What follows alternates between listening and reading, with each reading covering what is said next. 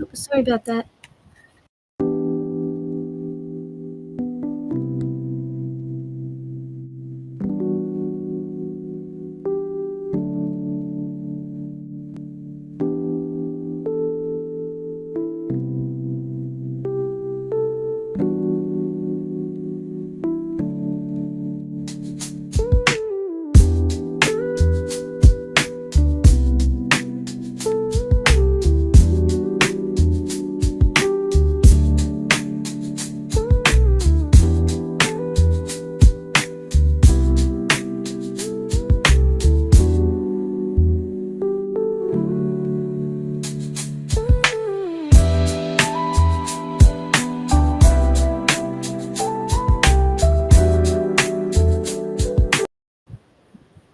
Wow, lots of strangeness going on right now. I'm not sure where this music is coming from.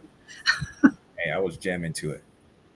I was, I was like, I've never heard this before, and I was rocking out. So I was enjoying it. It was meant to be. Yeah, I know where it is, but it's like it should be off. I like the vibe. Got me already in tune. Very delayed. Got a lot of energy in the room today, eh? I'm not sure what I need to do.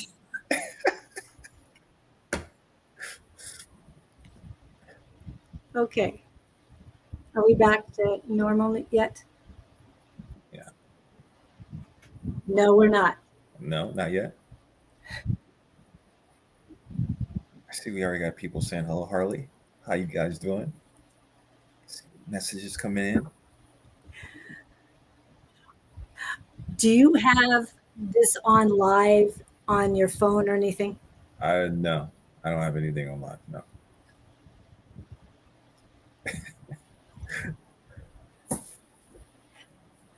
Harley and Katie are in. I'm not sure what's going on, everyone. That's so funny. I don't hear any sound right now. You're not getting any sound? No, I hear you, but I don't hear any music or anything like that at No, all. I've turned off that. But Okay. what's happening, it's like a replay of everything we're saying. Oh no, I don't hear that either.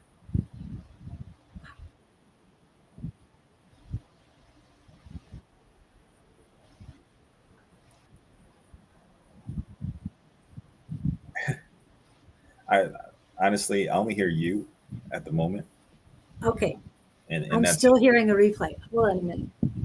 Let's see. do you have two windows up? I'm assuming. Hopefully, does that work?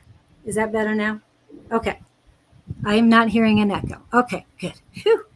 All right. Excellent. I figured it out. Let's go. Okay. Welcome in, everyone. You know me. I'm Julie with Love Riot Warriors, and thank you for coming in to Communication and Connections. I want to introduce you to Montell Hero. Now, I met him at Phoenix Psychic Fairs, and he's also been to Awakenings of Phoenix and did a talk there on what he does. And I think I met you about 2 years ago or something like that. And just seeing him in the community for that long. So I was very excited that you wanted to come on and talk with me or communicate and Hmm. have some unique conversations. And I didn't realize that you are a mystic, Hmm. Well, Montell Hero. right, right, and and that in itself is just describing the way of thinking and the outlook. And honestly, I think with that description, there's a lot of us that are mystics, you know, but we have so many ideas to pull from, and it's all the thought process is so ingrained in so many different ideas that we don't necessarily put our finger on it, right? So I believe I sent you some. Do you still have that on you? Yes, I meant to upload it and I will upload it while you're talking. Hmm. And that way I can show that to everybody. I did put it in the description, so it is there as well. Right. So, let me get that. So to me, a mystic is someone who can, and they have different terms for it as well. They have terms such as seer, depending on your background, medicine man. They have it also healer as well. But with me, the idea of mystic is someone who just lives life and it just comes naturally to them. So for me, I came into uh, life already kind of knowing and having gifts, just like everyone else, right? But very early on, my setup in my family, it was reinforced through uh, generations of their understanding about life, their belief systems, and everything, and then also from the what we call the spiritual side, them coming in and visiting as they're still doing that. Like I told you, last night was crazy coming in and and really saying, "Hey, Montell, make sure you mention this. Make sure you mention that." So it's a for me. I have a in foot what we would call both worlds in linear thinking, right? So it's kind of like, for instance, it's like I eat breakfast with humans, but all at the same time with their ancestors and their um, what we call deceased family members, but they're really just on a whole nother dimension. And I've been honored enough to be able to have access to that dimension while living in the physical body. And because of that, life has been extremely exciting, very, very interesting lessons, and tremendous amount of joy and satisfaction as long as you're able to understand what is being brought to you. Because once lessons are brought to you, sometimes you want to disregard it and say, "Why me?" And what I've learned um, is that the reason why it's you is because it's meant for you. It's your life. It's supposed to be exactly designed in this form, and if understood fully, you'll be able to progress through the what you may think that are challenging times. So, it's interesting. The idea of shadow work is work that you. It's almost like work that you put behind you, right? So for me, because whenever I see something, I know that everything is a vibration of fabric of reality. So instead of thinking that things are supposed to be one manner, my mind stays clear and I just accept everything that has been brought in so many different forms. And and by doing that, the this quote or the saying, um, the eyes can't see if the mind is blind, or something along that line, right? And it may be said a little differently, but it's to where it's just like I understand that if you understand how the body works, or how when you're taught something, you're meant to look for something, right? Mhm. But I put down all belief systems, I put down all ways of thinking, and I just accept what is. And by doing that, there's been so many opportunities to learn and uh, just develop new healing techniques. Um, and that happens at a very rapid pace. So the energy that flows through me whenever I do healings is it's a little I hear it's a little different, because of just people that I work with. But for me, it's just one of those things that this is just who I've been, since a very young age. So yeah. And also I apologize. My young wolf hears me talking, so he's getting a little Oh, excited over there. And he said, "Dad, are you talking to me right now?" So I apologize if you guys can. it's okay. I was going to say, if he wants to join, Well, whatever's easier for you, he because he definitely would. I probably see if he settled down right now, but if he gets a little, rambunctious, I probably let him come and sit by my feet or something right now. So right now, I was hoping that he'll be okay just by relaxing his home, his house over there. So, but he said I want in on the conversation. I said, "Son, not yes. right now." And he's a husky, so they're vocal with everything as well. So yeah, yeah. Now, is he part wolf and part husky? Well, no, Or you he's just full both? blood. He's full blood, but he looks like a wolf to me. His dad was actually a red husky. His mother was like a gray, so he has a mixture of both, and he looks he looks like a mystic pup. That's what he looks like. So he looks magical, and he's elegant. He's huge now. I know you probably seen pictures of him posted on. Now he's tall now, so he's not a lap pup anymore. He's a full grown wolf, and he's like one of those. He reminds me of one of those. What is it, Twilight? One of those wolves off the Twilight. Have you ever seen those? They're huge, Yes, yes. huge. So he's getting there and very quickly. So he's filled with love. Let's just say that he's full of love, and he'll let you have it. Yeah. So I so had a part Siberian Husky, a wolf. They said a hybrid, whatever. And his eyes were white with blue rims. yeah, yeah, and that yeah, and he's pretty much he's like a he has a little bit of like a white with blue and everything on there. He Oh, made me look over there at him. yeah. Yeah, he's along that line and extremely smart, and that's the most hilarious thing. He learned quickly. I probably had him for a week, and he was already trained of where to go for the restroom and everything else. He rarely made any type of mistakes, and if he did make a mistake, it's only because I didn't get to the door fast enough. So, but besides that, extremely friendly. I think because he's so big, he kind of intimidates other dogs in the neighborhood or other people because how fast he grew. But he's extremely friendly, so he always wants to play. So he's just don't realize how big he is, so he's bouncing around. But besides that, he's brilliant and a blessing in family's life and everything. Kids love him and likes to wrestle with him. So Okay. yeah, Yeah. Yes, I miss mine, but I miss all my dogs. yeah, But I know they're better off where they're at. So, yeah. Well, yeah. and what's interesting as well, I know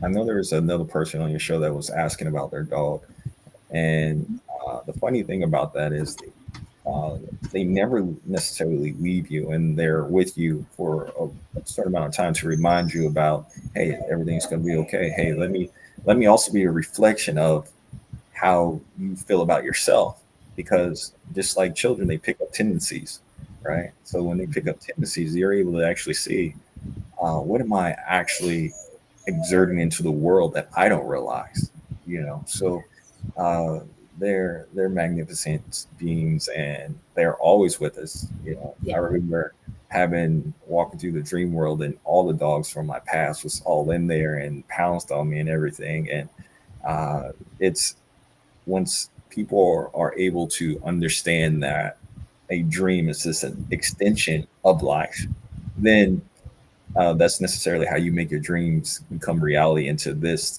type of dimension, right? So to get back to when we think about like grieving or loss or anything along that line, it's like the only time that a person thinks they're grieving is just because they haven't really figured out how to tap into that dimension where you're truly from. So that's another thing that uh, I teach about.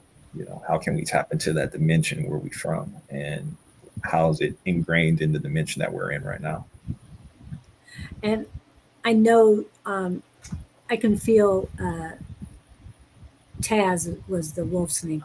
Um, I can feel his energy with me and all the time, and he's definitely getting my attention. Um, but I just miss the physicality of them.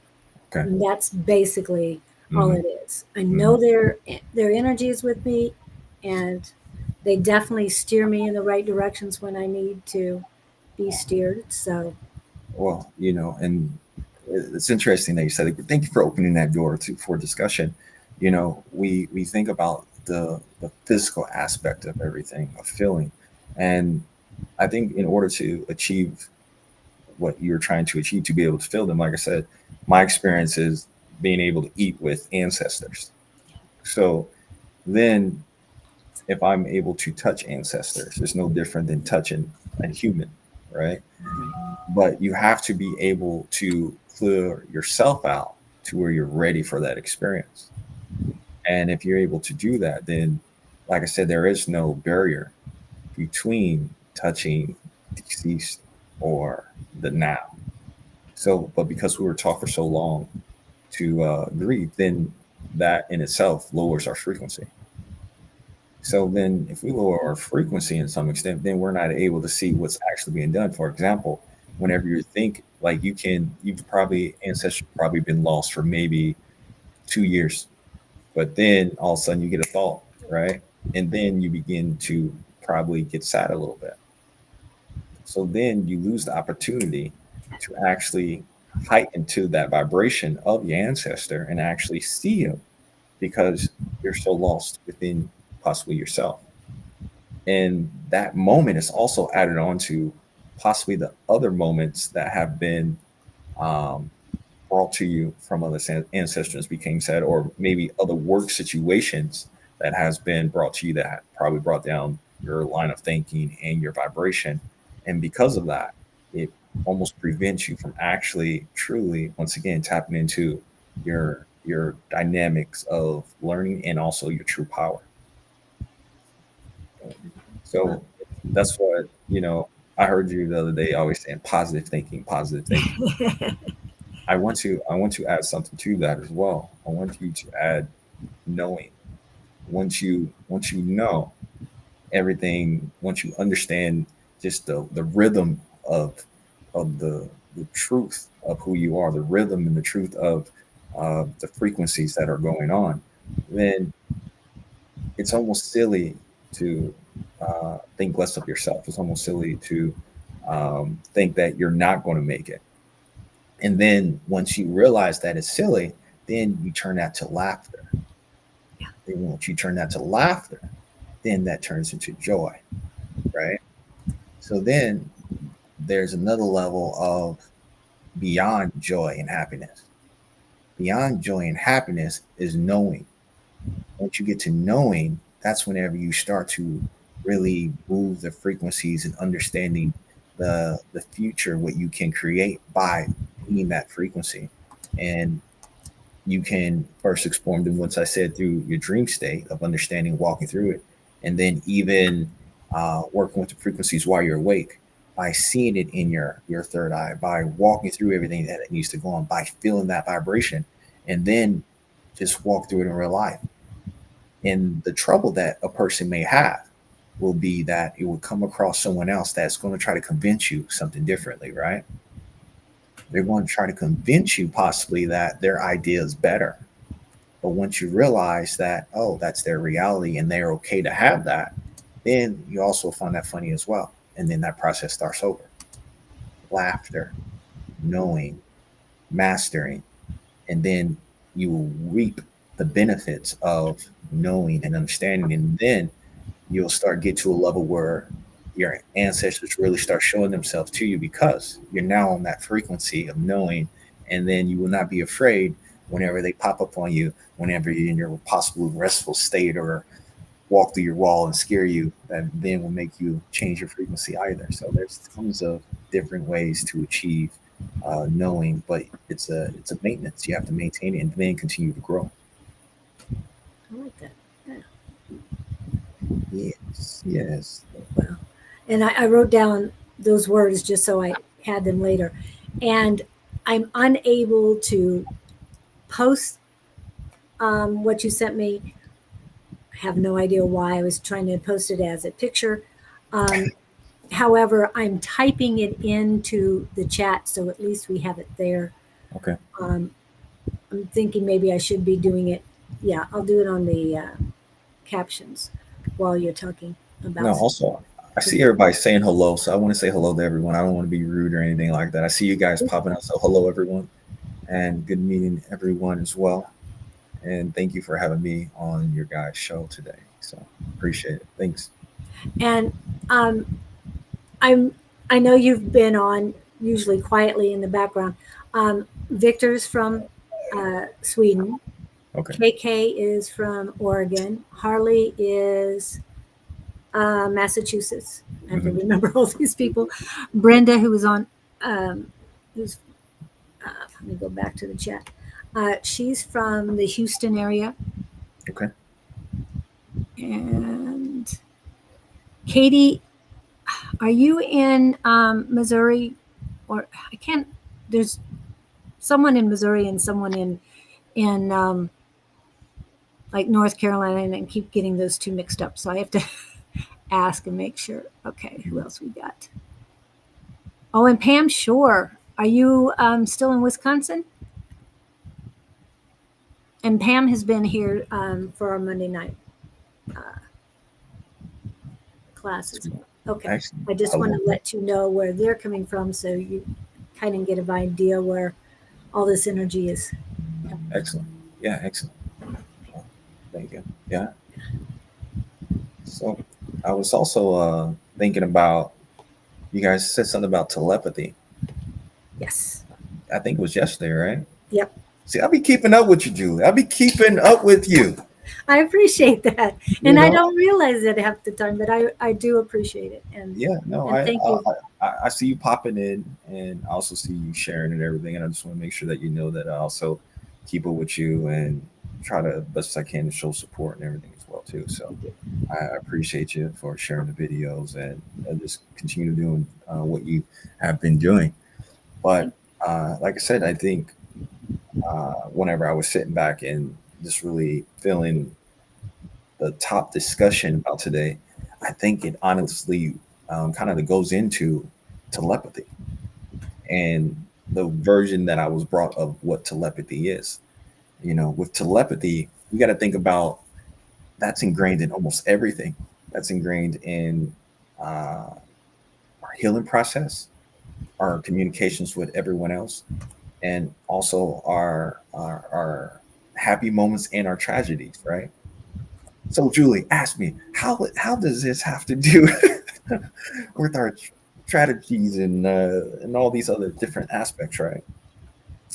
What? Okay.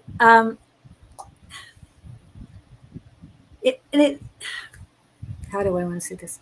I know I could just ask that question, but I know everything ties in together. Mhm. We know that. I mean, you were talking about universe earlier, about the mystic. I'm just going to say it, but I'm going to type it in too.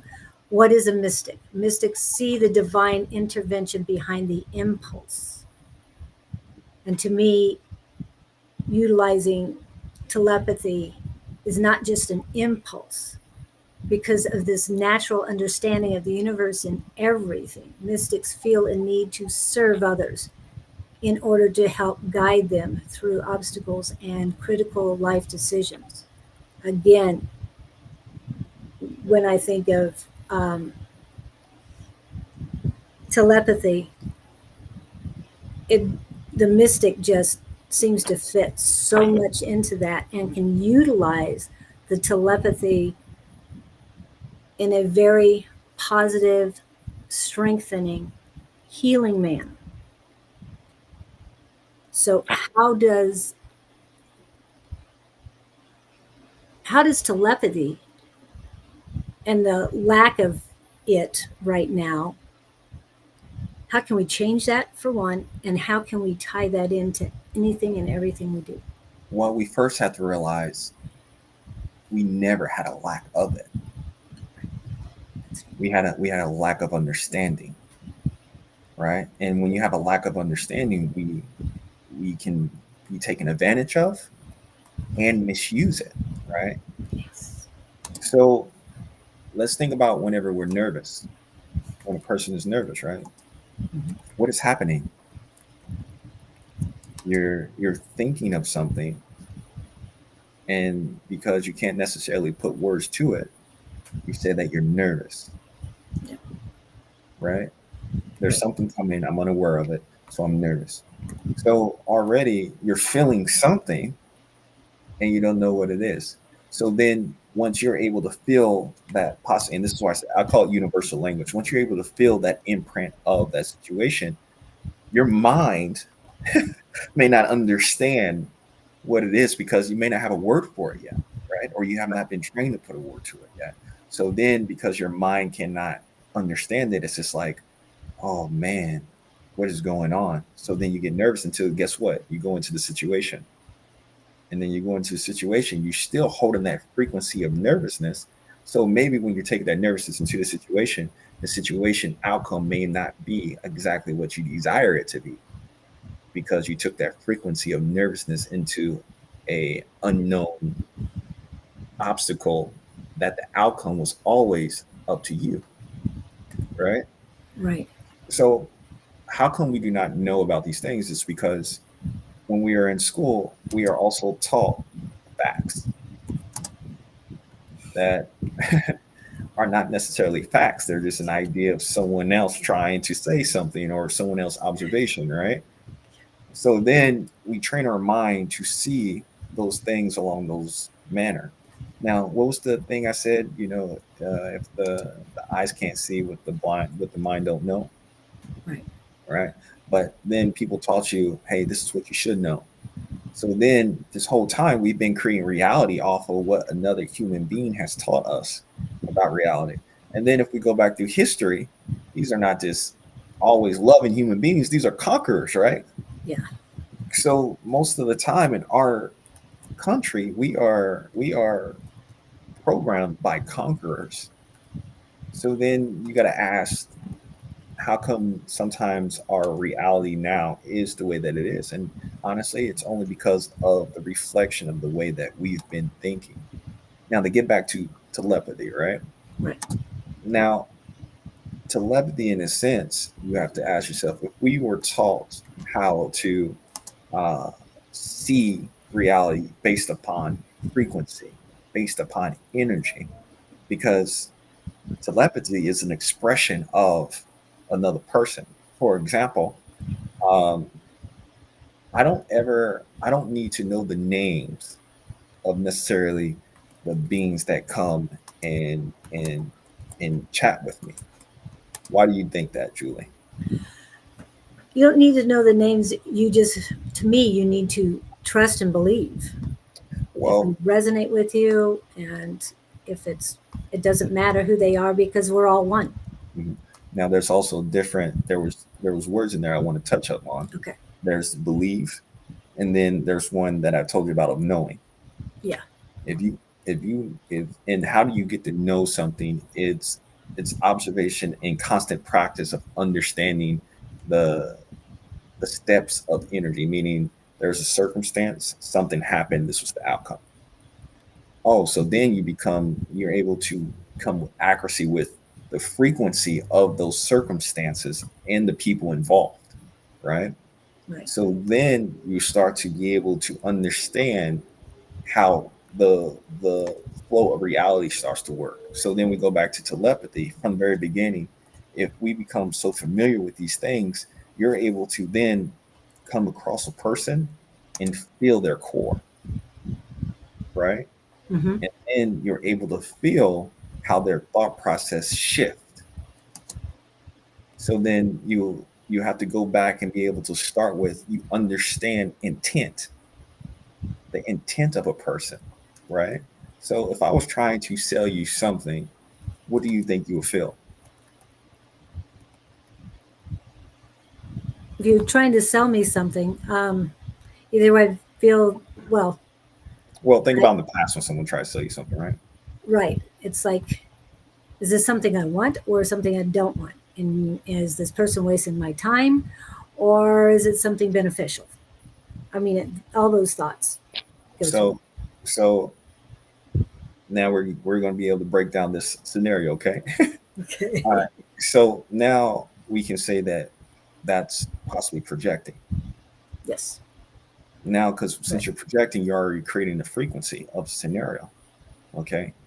So then the other person is also projecting the frequency of the scenario.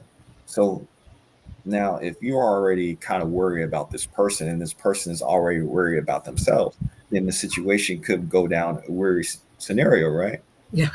Imagine, imagine you come across someone that honestly says, "Hey, hey, if you're hurting, I have the energy to assist you." Point blank, period. Oh, Right. yeah. So then, if you can feel that person saying, "Well, what does this person really want?" Right? Then what just happened? Projection.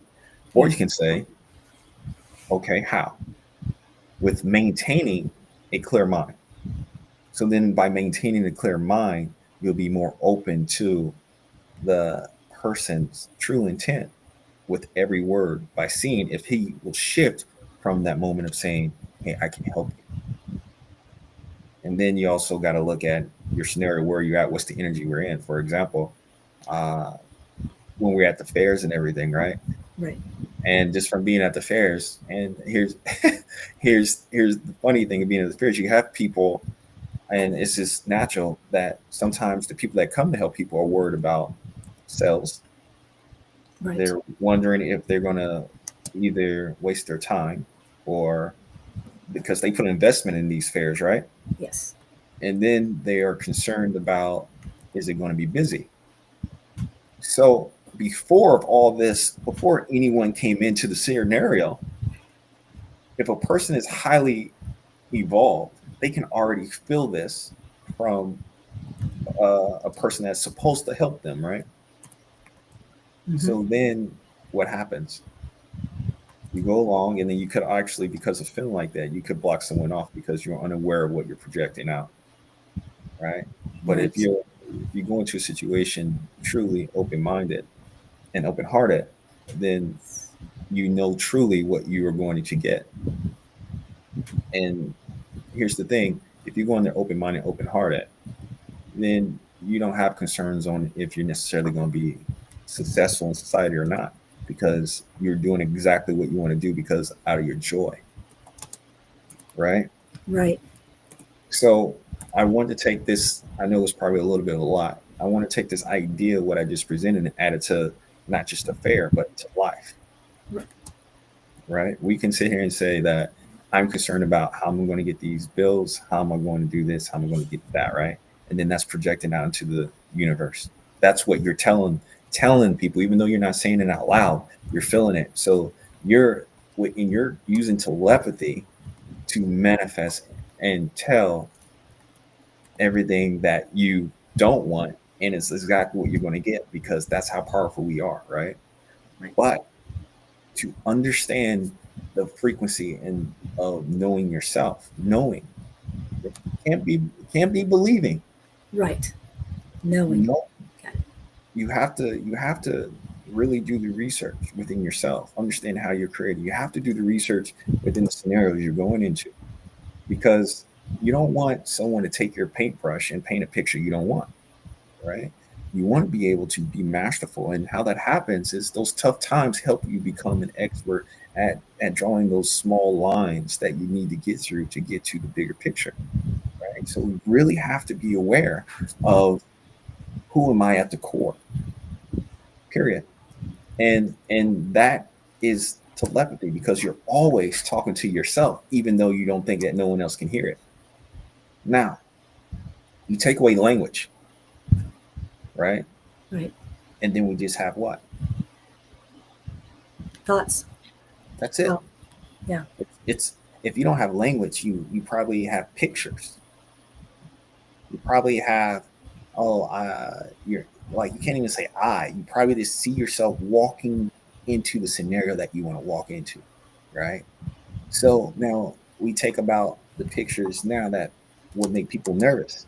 Think about that picture that they're creating whenever they are going into a situation. They're thinking and throwing out there loud to the universe. This is how this scenario is going to be, and this is making my body shake, making my body worry, right? But why? And it just comes down to, oh, you probably haven't figured out yet that you're creating this moment, and you Right. probably haven't accepted it. And then that also goes back to, because of what we were taught, that goes back to what we call hereditary trauma. I just call hereditary teaching, right? Okay.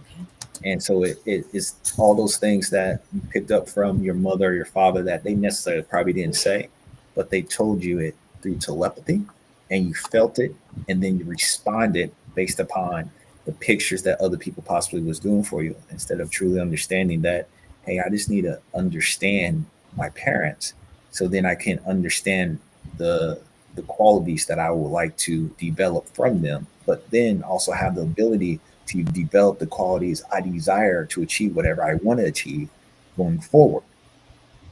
Knowing that is different than believing. Yes. And then knowing that you truly have for yourself facts of things that you acquired over time and what you applied and what you didn't apply to achieve wherever you're at the time.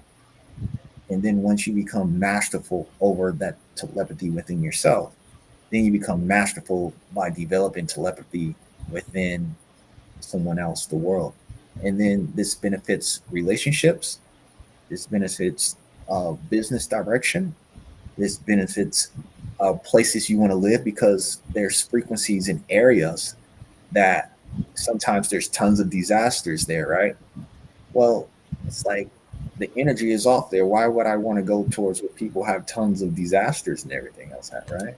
So then and once you become stronger, your antennas get wider, and then you're able to pick areas of different parts of the world where, oh, this energy is nice. I'm gonna chill here for a while, right?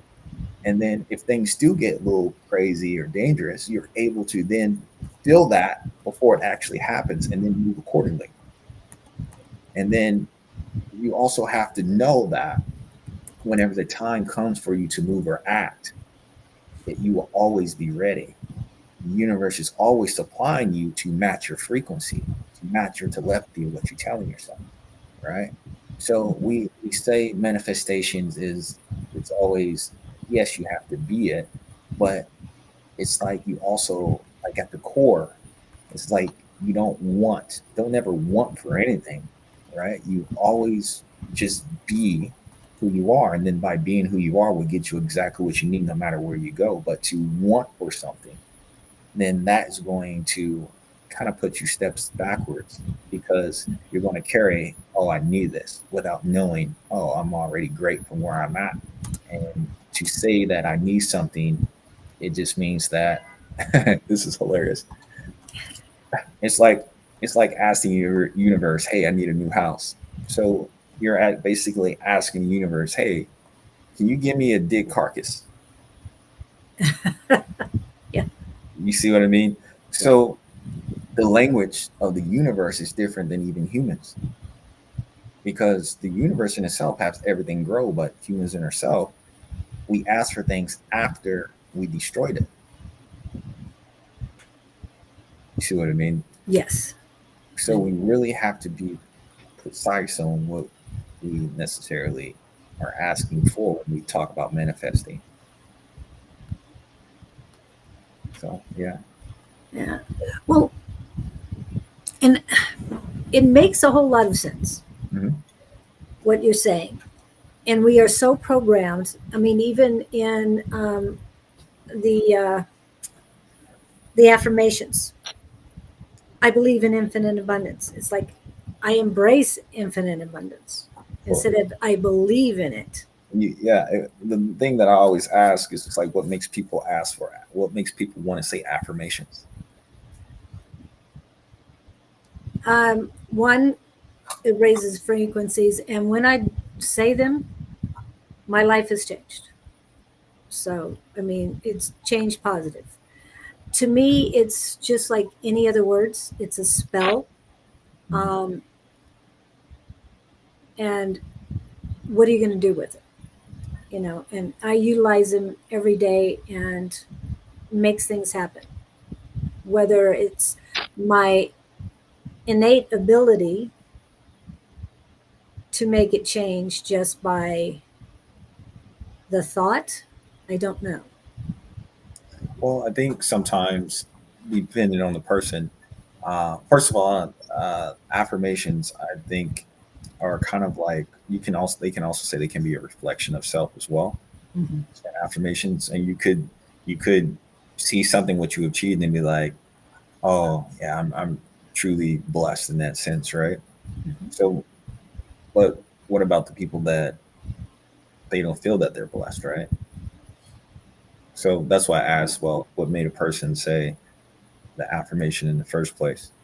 And for me personally, I think that there's things that unconsciously possibly lowers a person's line of thought, right? So then they're going to go down a direction that maybe they were unaware of. And then I think that's whenever, in order to, get themselves pumped up, they do start saying affirmations and everything along that line. And I think, but what I'm saying is there's also a quality of being a. I always think about um, dealing with other beings from other planets, right? Mhm. So when we communicate with them, and let's say they're far advanced and everything, and let's say this is a certain means that we can, like, if you're anything that you think, if you're able to see energy, you'll see it appear instantly. So the question is, it's like when we come in contact with those beings and everything, and they asked, well, what took you so long to evolve if you have all the qualities we have? I wonder, like, what what is it that we're doing now that is preventing us to go and assist or be engaged with the other planets? And from frequency wise, it, it it goes back to the communication we have with ourselves, because everyone can feel it, and then also because we are not aware of that, people are being taken advantage of and being possibly tricked into going in the wrong direction of where we could be. And then by doing that, we have to ask ourselves, is our teaching techniques as healers, is that is that where we left off, is that where we want our children to be? Or should we just say, oh, this is what I was taught, this is what got me here so far, and this is the reflection of where we're at right now, right? So Right. then we have to look at, as healers, the things that we've been doing and saying, that um, how can we progress and become better? Yes. Because ever since I was younger, from what I've seen and observed, it's like, and I want everybody to understand, I'm just an observer. I'm an observer. So don't be offended by what I'm about to say next. I've I've been in the metaphysical field since a very young age, 6 years old, and everywhere I go, everyone's doing the same thing. Everyone, and by doing the same thing means that I also see people grow, and then still talking and doing the same thing over and over again. But I haven't really seen necessarily anything beyond that. The only time I started seeing things that was beyond is whenever I really started letting go all the tools. So whenever I'm speaking about something, I don't. It's it's like a firsthand experience observation that I'm just sharing, and never saying anything works or it doesn't work. I'm saying from observation, from uh, possibly from whoever. Did someone teach you how to read tarot cards or anything along those lines? No one really taught me. I mean, I've heard about them and all, and I just kind of learned it on my own, plus whatever I've Mm-hmm. been taught. But yeah, I don't read them as the tarot cards. I read the image. Mm-hmm. But yeah, Mm-hmm. I And I stick mainly to what I know, because mm-hmm. what comes in my head, it's a knowing. Mm-hmm. And I've been working on that, and that's what I want to master. So when you were talking about knowing, it's like, yes, I know I'm on the right track Mm-hmm. when Mm-hmm. I utilize my knowing. Right. And like I said, the idea, once again, as affirmations, it's the same thing as tarot card. Oh, I'm gonna use this as affirmation, saying, oh, this is what this card means to me, right? Right. So in a space and time, whenever we use these tools and everything, like like I said, it's like having a middleman. We're slowing down the progress of everything, and then we're teaching that same thing because whenever you know, I come from part of my background is working in school systems, and working in school systems, you're in the inner city school systems. So it's just like you're dealing with situations when they happen. I also have background in like policing as well. These are things that I got into to understand, hey, what are people thinking? What are they doing? And in those instances, you're you're put in front of a scenario where you have to feel a solution for people, right? You have to feel and understand what you're going to do right. And this is how I start my training. It's like I want you to be in a situation that you're going to be involved with in life. And when you're in life, you're not going to have the time to necessarily pull anything out, right? Right. But if you are able to maintain a frequency in everything that you do, then you're able, like it's one of the other person says, you're able to shift timelines in that moment. So if that car is coming at you, you're able to shift timelines to get out of the way just because of your frequency. But if if a car is coming at you and you ideally said, hold on, let me say an affirmation, and this is just an example, or hey, Right. let I me understand. look at my timeline, and then you become afraid, or you're afraid in that moment or whatever, then you're more likely going to have that lesson brought to you. You see what I mean? Yes.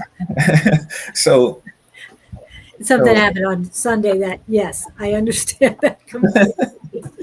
so this is the thing about telepathy is whenever we come in contact with other beings, they've already mastered this for generations, right?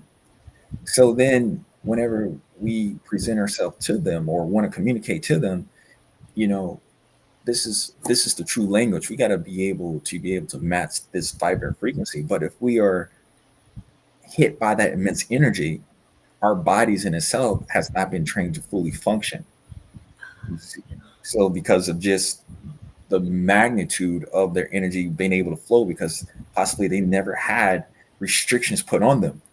You see, so from doing that, we got to ask ourselves, how can we get there? Because everything that we've been taken a part of, we've been seeing for decades, and the same outcome has been there. You know, it's yes, it's always love and light, but it's also um, that's not love and light. Sometimes it's not necessarily going to win a battle, right? Right. Understanding the situation is going to win the battle. Understanding, oh, this person is trying to send me this energy, right? What is he truly saying? Oh, this person's mad at me. Cool. I send them back love and light. No, that's not necessarily going to solve the problem, because if we just send them back love and light, it's basically saying that, oh, I don't understand you, but I want you to take this, instead of asking these questions. And it's like being brave enough to ask the question, why is this person at this moment feeling his core like this, and how did it happen, right? Yes. Exactly. So I'm not necessarily giving you any love or light just by asking a simple question. I'm just being myself, that I didn't feel almost like you needed love and light. Right. You know, whenever I do healings, I don't feel a person needs a healing. I feel like, okay, well, I can, because it's in my core, it's easy for me to show someone how to heal themselves, Yes. and being able to do it by changing possibly their life that led up to now that they're in pain, and then showing different options of how they can enjoy life to where by default that energy will flow through them at an immense rate. And then by doing that, the only problem you probably have is that you're ready to go jump on mountains and swing from trees, make love all night, stuff around those type of things, right? Right. So then the conversation is totally different now. Yeah. There's really, and what, let me remind you when I say this, and this is only from observations, there would be no need for our healers anymore. Yeah. And there would be no need for, necessarily businesses trying to take your money or anything along that line, because you will have so much energy that you will want to do and have the greatest life and have the energy to do it in, right? Because you're changing the way that you think, you're changing your routine. It's almost like if people are complaining about money, then you have to look at the way that you live and the way that you're using money, right? Right. And then that goes back to, uh, for example, why did a person buy such a big house? So then, you then have to pay for that, right? So then that brought more problems in that sense, right? So an example for me, with working in shops and everything else, I made it to where it's just like, nah, if I work in a shop, I'm not necessarily going to pay anything in that sense, because I'm just there to having a great time. And anything that I'm doing, I can um, do outside of what I'm doing now, right? And by doing that and switching that role was to where it's just like, for me, I don't have, honestly, I don't have to pay a lot of bills at home or in the business or anything like that. And I'm utilizing our true home that's outside, and then utilizing, also teaching new ways to do that in different places, and then finding joy, and then really doing things that benefit the body by giving you tons of sunlight, by getting you by the water, by and this becomes a lifestyle. And then your body will reflect that, because now you're engulfing all this energy that is just like, why are we doing these ritual things whenever the only ritual things I should be doing is something that will benefit my body, my soul, and then also everyone around, that is productive instantly. So that's why I said it's like there's a real difference between um,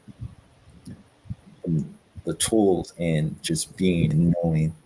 And once again, let me repeat, I'm not saying there's anything wrong with the tools, but from observation and by playing it out and just by living, it's just like, okay, well, here's the next step. Let's let these things go. Yeah. And and I hear and understand what you're saying, and it makes perfect sense. It is releasing the the programming, the conditioning, and the domestication, Mhm. or deconditioning, as Well, human design says. So, and I think it's the same thing. We say that metaphysics is different than school, and it's not, because we're still using the same techniques, right? Or we're saying that it's different in church, and it's not. We just have our own language for it, and then we're applying it in the same format. The format in itself is the cause of the outcome. It's not necessarily what's being taught, it's the format in some sense. It's like, oh, you're teaching your mind how to learn in this manner. And if you're teaching your mind how to learn in this manner, then once again, you're going to be blind to all these other opportunities of growth, right? right. So, a mystic is also someone that kind of not afraid to say, go against the grain sometimes. Okay. you know. And I've got it now. Mhm. So it is done. Hopefully I typed it right, because I was doing Right. listening and typing at the same time. So if I messed it up, just let me know. I will fix it. But this made a whole lot of sense when I typed it up a couple times, because I don't know what it was about how I received it, the format, but it wasn't allowing me to copy or anything. So, but if school is equivalent to learning, then everything in existence offers knowledge. Well, yeah, but there's also, I agree with that statement, but there's also certain knowledge opens up different doors. So so it's kind of like, let's say if you were taught in a manner that saw you to see only flowers. So then how the mind is developed, then you will only see the flowers. But then for a person that was taught to see how dragons hide in flowers, then you'll be able to locate the dragon a lot quicker than the person that was only trained to see flowers. Right. So what the thing that I'm stating is from experience, and it's from um, observation of, well, from a very young age, how come these beings were more likely to come to me instead of one of my brothers and sisters, you know? And their response was very simply, it was that um, you wouldn't be afraid to, you would not be afraid to truly present information regardless of the numbers against you. And I think that's where we come to. And I think through history, that's something that we've been having a problem with as well.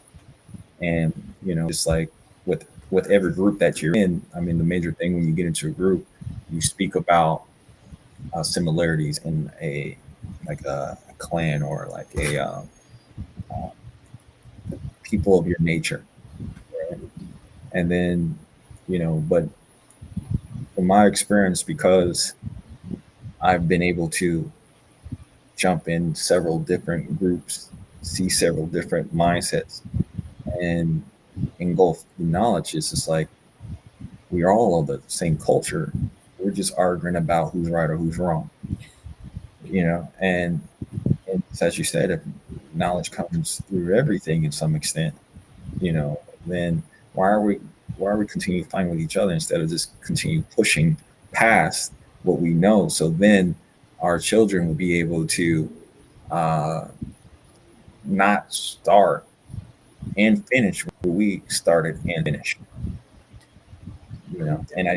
And just from observations, that's where we're at right now, and from a reflection of everything that's going on, it's just a reflection of what we've been taught. The interesting thing is, once again, now they're trying to be honest about other cultures living in different areas, or being honest about our histories and all those different things, right? And it comes down to, all right, are we going to be able to make that leap? Are we going to be able to let go of what we thought was something and then move forward to learn more of something?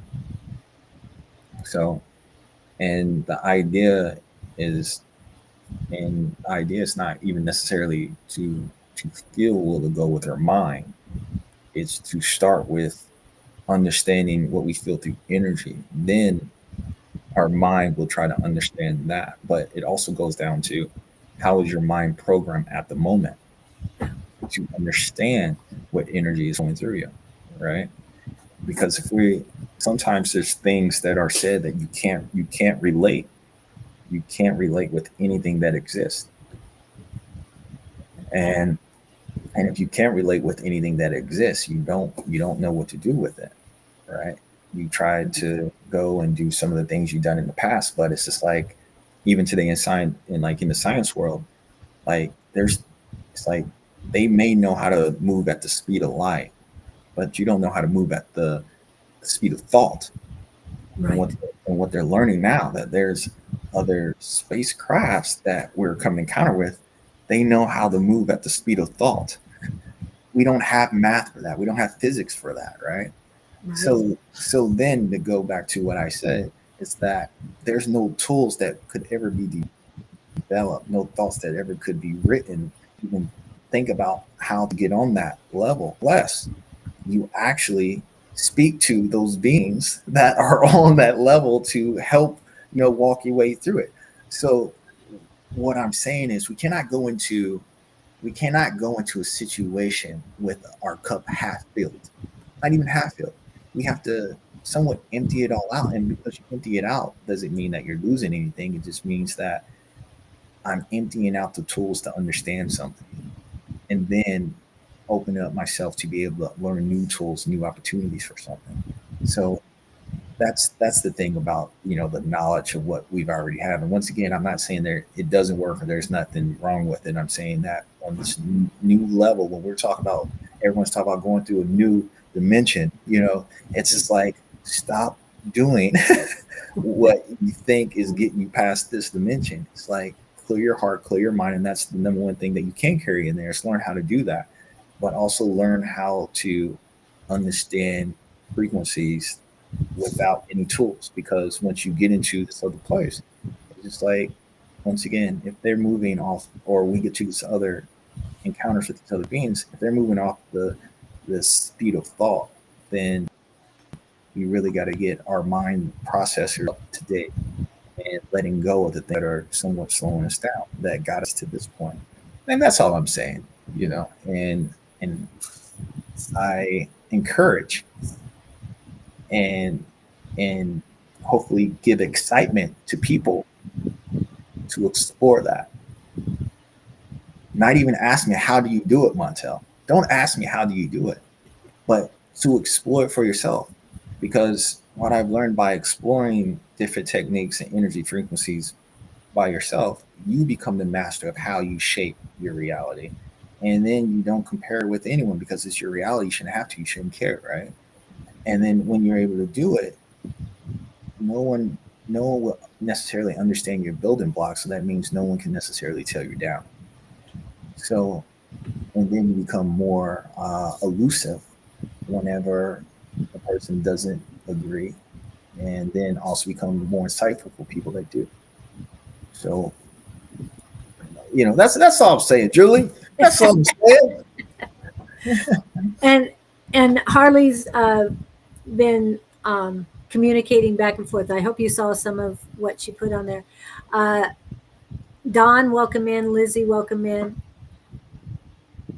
And I think we've had a couple. Bonnie's come in. So we've had KK. These are people after you had said hello to them. So this was what she put up last. Yes, and when people can't relate, it causes discomfort, and some can't assimilate to the changes, and this can become reactionary. Yeah, and would you like me to respond, or Yes. just respond to that? And so that's why I said, it's like, once you start to progress in your own manner, it's not necessarily, you can't set your mindset to worry about, hey, is this person going to really, right? Because then you're concerned about, am I going to be accepted or not, right? So then that almost closes the door for your own growth. And a part of that, of worrying about that, is past teachings. So what happens is, whenever you go forward, you're leading by example. Yeah, you can feel other people's thoughts and everything, but you're leading example. And once you break through, and once they actually see you become that trailblazer, I mean, either they can follow and see where your happiness lies, see the things you're discovered, or they can stay where they're at. And that's the gift of free will.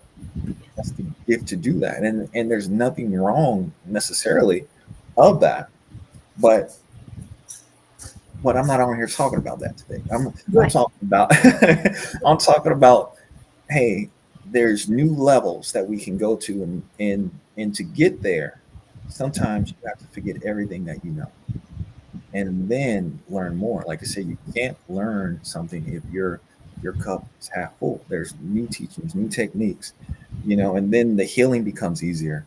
The reality becomes faster. The joy becomes enhanced, because you're becoming a true master of yourself, and the things that you once heard about that you thought was holding you back doesn't exist, because you grew out of that mental control.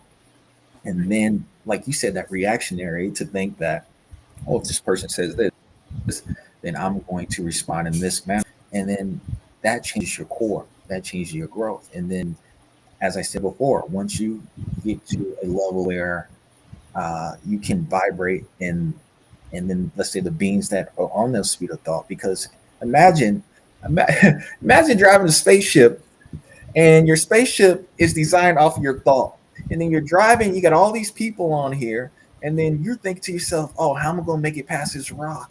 Oh, I'm going to crash. What do you think your spaceship is going to do?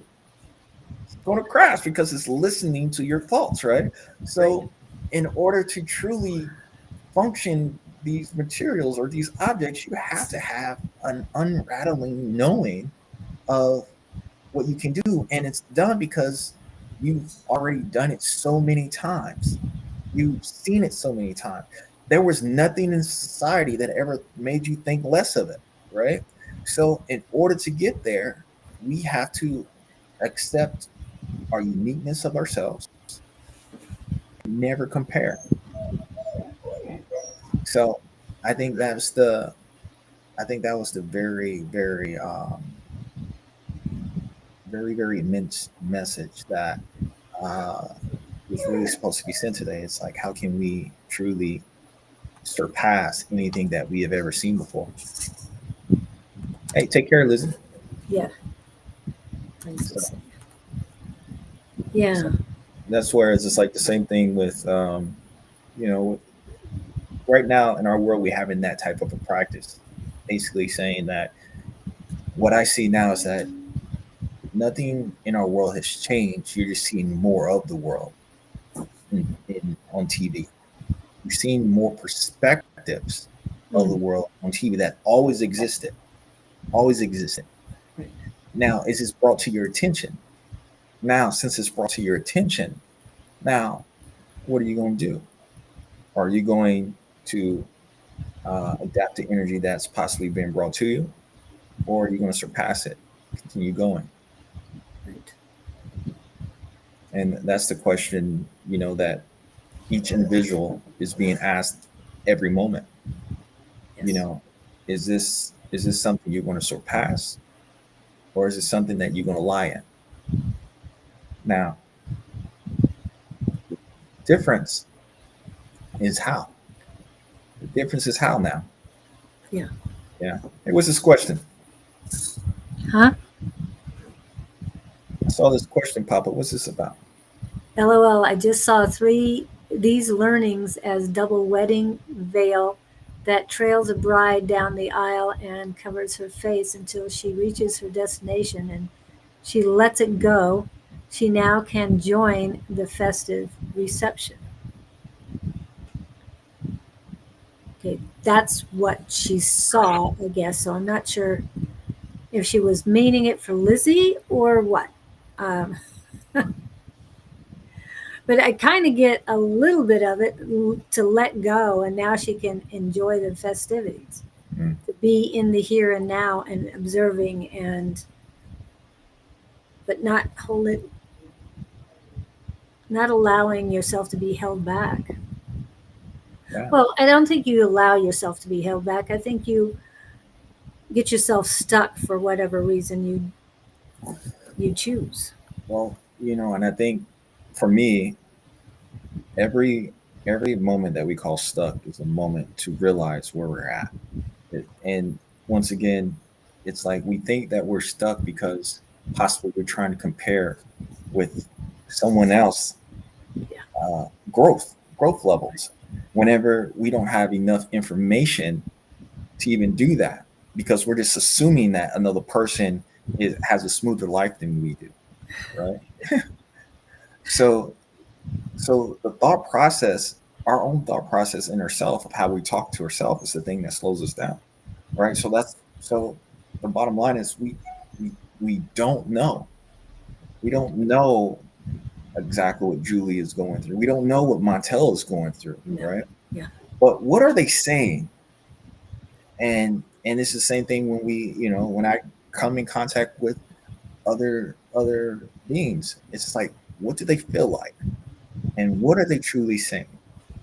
And then how exactly is this a part of what I'm going through? How can that assist me or not?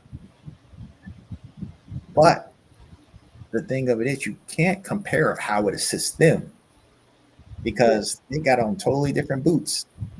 Yes. Right? Feel totally different. And it's more of, how can I utilize my gifts? Not even, I can't even call them gifts anymore. How can I utilize my born abilities Yes. to to experience this life that I came into experience. Now, from past histories, we went with what other people wanted us to go with, belief systems. But at this moment, I'm asking everybody to drop it, learn new techniques, Mhm. push yourself beyond your comfortabilities, and figure out how can you bring the most joy to the life just by being yourselves. And that can be as simple as having a strawberry yogurt in in in the middle of the mall while singing "Good Morning America." You know, so whatever that is for you, try to do that more and more, and stop asking permission Right. to be you. You know, and asking permission means, oh, am I doing this right? Am I doing that right? It's like you got to understand that everything that you do, you're writing in the universe's book of of life. Hey, this is the adventure of Julie and how she lives life, and this is what she did, and this is everything that she came across. Oh, Julie forgot that she was living life again. She decided to go down this path. She started to create the illusion that it's not a good day for her, did without her knowing that she created this day outcome, and then it comes down to, oh, you know, Judy came across this other experience, made her happy again, and then she started to trust herself again, and then she started to go in that vibration of creation. Ex- So yeah, and the whole the whole spiel that I'm doing today, Julie, is this: remember who you are. Remember that telepathy is everyone's strongest ability. Remember that you were meant to explore in all different ways. There's never ever a wrong moment, but a moment realize, hey, what was the teaching in this moment? exactly.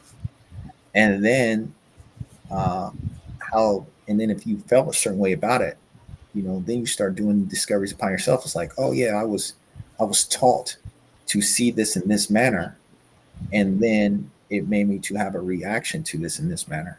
Oh, people calls that trauma. Oh, now I have trauma. So you see how this Yeah. downhill of previous teaching teaches us, and then oh, I got to do this and this and that, and literally you doing that is once again just living life to some extent. And like I said, there's nothing wrong with it, but just know there is a faster pace that one you won't get bothered, and one you won't have to go, in a trajectory like this. It's one of those things that you can constantly go up in your trajectory if you understand and your own principles, you understand your own abilities, you understand your own telepathy, you understand how gifted you truly are. And then you eliminate doubt, the teaching of doubt. Then you eliminate the teaching of fear. Then you eliminate the teaching of grief. You eliminate the teaching that there's death, because your experience will get you out of those belief system and get you into what is waiting for you, and that has always been there. And like I said, I'm able to say this because I've went through it. I've explored it. So it's there. And even though the title is mystic, it's no different than anyone else. You know, it's just more of a show that in our society for people to understand that there is more. And it's a permission slip for people to ask, what does mystic mean? It's a permission slip for people to say, hey, maybe I'm a mystic because I had these experiences as well. The whole idea of hero is just a formula to help you also get through. It's just like, yo, at all times, I honor myself by loving everything I come across. I embrace everything that comes to me. I reflect over it, then I overcome it. That's what hero is about, right? Honor, embrace, Yes. and overcome. So, so that in itself is just like I don't use anything else besides my own thought process, and I understand where it goes and how I can direct it. And by doing that, that's whenever you unleash you become real strong at healing, because you're focusing your energy in the way that you want it to go, and you know that is going to help. You know that your reality is going to be beneficial for you at all times. You know that if it is time for you to exit out of this flesh, you know what comes next because you've already had so many encounters with people or beings that are out of the flesh. So, Mm. with knowing where is there any room for anything else? And knowing doesn't mean I know it all. Right. It means that I know that I'm gonna learn something else. You never stop learning. You never But, stop learning.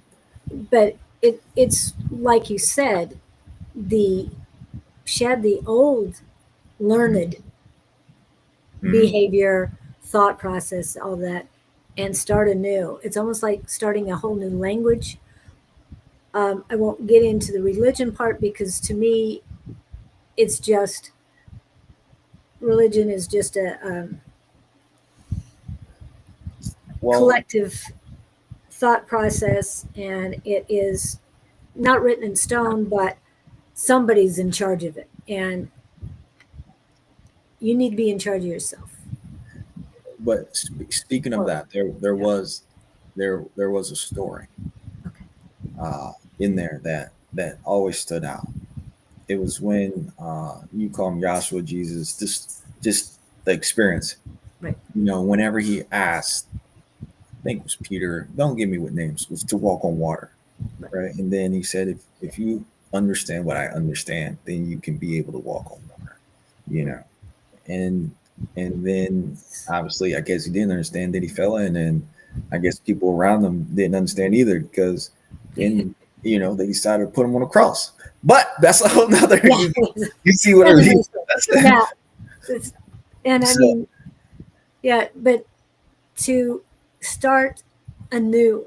I mean, we hear this new earth and new way of life and all that, and like you were talking about the fifth dimension, the sixth dimension, and now we're ascending and all that, and it makes a lot more sense because I think the guy's name is Trevor Hall. He has a lot of songs, but one that I really love is "I Have Everything I Need from the Mountain to the Sea."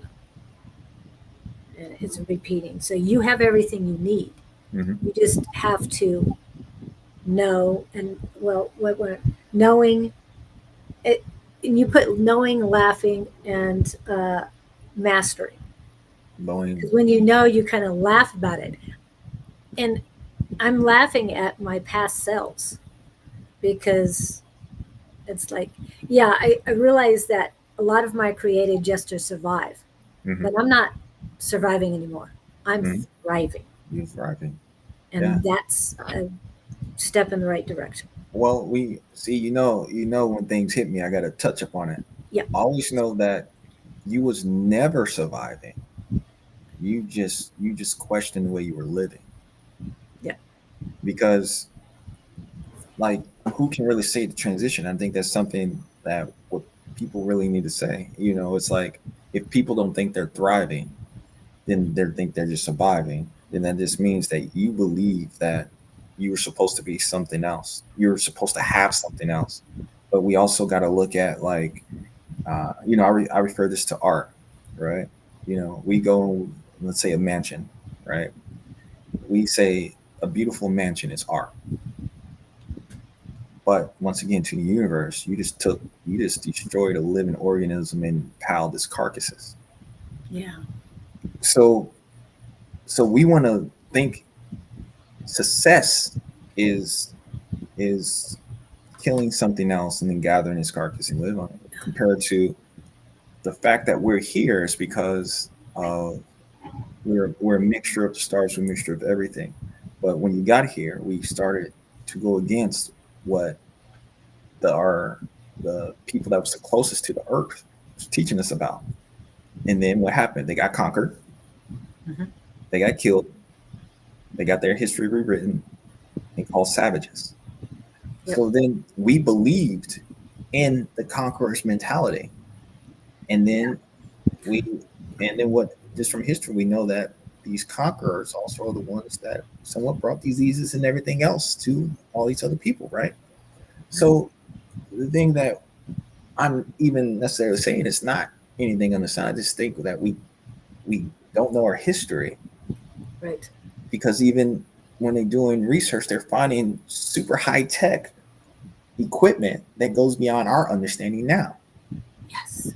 It's we've been downgraded because of a low vibration that wants to kill and was taught their methods. But because people are, this is all they know, we think that it's normal. And then we're creating ideas that are stemmed from this low vibration and not necessarily know what's beyond this normal, right? Right. So then, once again, it goes back to the truth is in your DNA that can't be taken away. So if you're understanding telepathy and follow it, follow the understanding and looking at things for what it is, you will be able to hit where you came from, and we will be able to get back to where we've been and then go beyond, right? But if we don't, we're just going to continue repeating the same things. And and I encourage people to really do the research on uh, the way that people think, and and I encourage healers to, when you're assisting someone, spend time with the person and not just let them come across your table consistently. Spend time with them out in real life if you really want to help them. Spend time with them in in their everyday life, because then you can actually see how they really think. But you can't necessarily call yourself a healer if you're just going to move their their energy for a moment of time. Okay. That's just a band-aid. you know Yeah. it's a band-aid. It's like, to really do the work, change your classes, change the amount of time, change um, possibly how much you charge people, because you're adding more stress onto their lives. Right. Change your own way, and watch how you also grow into the infinite, and see how it works with you, and be surprised by what you can learn that will happen out of completely nowhere. And being able to do that, that will make a change in our society. And you don't have to worry about voting or anything like that. Trust me, this enlightenment is contagious. So Yes. that's how we vibrate more, and then be surprised when uh, you come across someone just out of synchronicity, and then you find yourself dancing, and then excited about the new you found. Like, that's what should shake everybody's boots right there. It's like, you don't know who you're going to be tomorrow. Right. That's crazy to think about. You don't know what you're going to wake up. You won't know where you're going to be in your dreams, because you start to become more alive in the non-physical. And then you're able to bring knowledge, excitement, joy back, that vibration back with you in this reality, and then you're going to share with everybody else.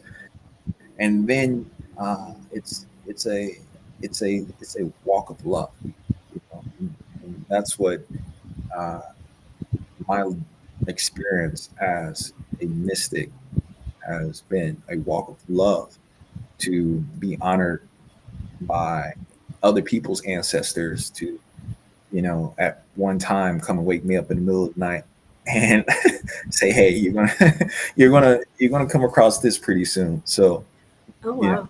Yeah. it's not, there is no boundaries. And I wouldn't want to, people like, hey, come see me in the morning. No, like, let's live, let's have a great time.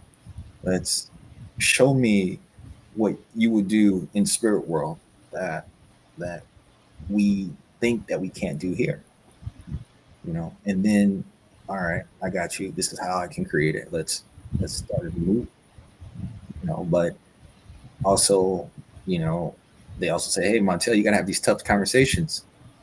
And some people will understand, some people won't.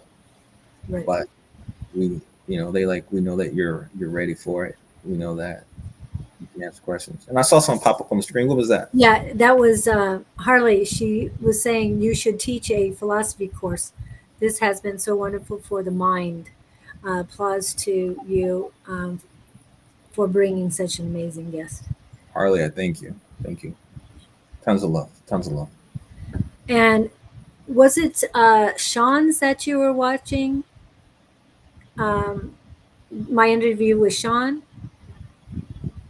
Sean is the older fellow. No, Sean had a bandana. He was talking to Oh, I an see. Eve chick came in. The Black Dragon came in. Was it him or was it I watched Carrie? 3 of them. 3 of them. Okay. So anytime you pop up, I always pop in and see what you're up to. So it was, but I do remember his, and he said he was a little exhausted. And what I find was interesting that, um, I just forgot the other older gentleman's name that you had on. Um, he's a channeler as well. And he asked the question. He was like, well, usually when I channel, it enhances me. Then, why would this other person, get tired? That's a relevant question. And he also asked, and I hear you guys saying it all the time, ask interesting questions. So, and there's one thing that I said, it's like, sometimes people don't know what questions to ask. Right. So then once again, that comes back to also as the healer, it's just like you have to open up new opportunities for people to expand their questions, Yes. And then also when we're answering people's questions, we got to give them more of the ingredients to the beef, because That's one of the reasons why I started this one, because they can ask the questions. Mhm. And a lot of the questions you're answering before they even pop up, because we usually have a lot of stuff back and forth, and I know they're listening because I see the numbers and all, um, but they're just getting an idea of what you have to say, and I love Yeah. that because your observations and your experiences are totally different than anyone else's, and what you're bringing to the table today is very enlightening. And yeah, the honor, embrace, reflect, and overcome, I'm just embracing that as well, because I wrote that down this morning. It's right before you came in Mm. to know that was the focus. And I know that that's your last name right now, but Yeah. but I mean it works. Yeah, and that, once again, that's my philosophy. Yes. It's honor, embrace, reflect, overcome, and that in itself, it's a formula. And here's what I love about life. So, and this can be, I don't take no for an answer, right? So see these beautiful glasses I got on I today. know, I love them. These are the Ray-Ban displays. Just came out yesterday. I love technology. Okay, so yeah, so I was told that, and I see it. I love technology. I love that, just everything they can do. I love that they change. If I go outside, they change to dark glasses. I love that I can videotape, and got some videos coming up soon that I'm gonna be using these. And like, I wanted to get like, it's going to be called In the Eyes of a Mystic. So my adventures and everything else, whenever I'm making videos, I always make things that I'm actually doing, right? So then I can share the beauty of wherever I'm at. So I was actually going to go get these. A person told me that they don't sell them here, right? So then me and my team, we did some research. It's like, oh, they're going to be selling them in Gilbert because that's the thing, and that we had to go to the website and not necessarily knowing, but I just had visions with me on and everything. So like, nah, they got to be there. We're going to get them. So there's a couple things I had to do before I got there, and I got them perfectly on time to where they kept saying to the other customers, "Hey, I'm sorry I took too long. I'm sorry I took too long." And I'm sitting here thinking, I was like, I just got here, right? And then I got there. Then there was like a Latino man. He was putting on he was trying to figure out the wristband of the size and everything, and he couldn't understand it, so I assisted him with it. And then after that, we got in the line, and he was like thinking everything else. And then he started moving weird, and then he said, "Oh yeah, I hurt my shoulder." And with hurting my shoulder and everything, like he even pulled out the tissue, like the picture of where the tissue and everything else is broken. And it was just like, all right, well, let me just see your shoulder, And then, uh, and this ain't like a feminine guy or anything. This is a tough guy, So he had no idea what I was going to do. So I just put my hand on his shoulder, and then I was just teaching him how to move his energy and everything else. And then just by teaching him how to move his energy, he started doing. He was started to able to move his shoulder a little more, and he by his expression and his statements, his pain started to reduce to some extent. So that to me is why when people ask me what I do, I just say I just live a life, right? Because by being your true authentic self at all times, you may have the ability to assist another person, but you may not know who it's going to be. But if you are not yourself, then you block off not only things that you love to do, but the opportunity to assist someone else and teach another person something more about themselves. So I think this is why I say don't hide yourself. Don't feel less about yourself. Like be yourself and wonder who you are beyond who you think you are. Know that everywhere you are, you don't have to be in a shop. You don't have to be uh, on a healing bed. You don't have to do any of that. Your vibration will get to a point that no matter where you're at, it's going to work. You're gonna your walk is supposed to vibrate high, and in doing so, you would teach other people how to vibrate high. You see, and I only went there to figure out how to get these wonderful glasses I got today. So it was one of those experiences that I say, for me to drive across town was an amazing drive. Uh, to just the whole experience to get there and know that someone told me that they didn't have them here in our um, state. It was just like you can feel like something's off, and then you have to act upon it. But if you don't act upon it, you can never have the research to be able to understand what the universe is trying to tell you through telepathy by saying something's off. Well, why is it off, right? And then the universe knowing me saying that he's not going to back down, he's going to be here. So this person that went to therapy that could not get help, that's been hurt, that is a good guy, we're going to place him here. So then he's going to be able to get this knowledge.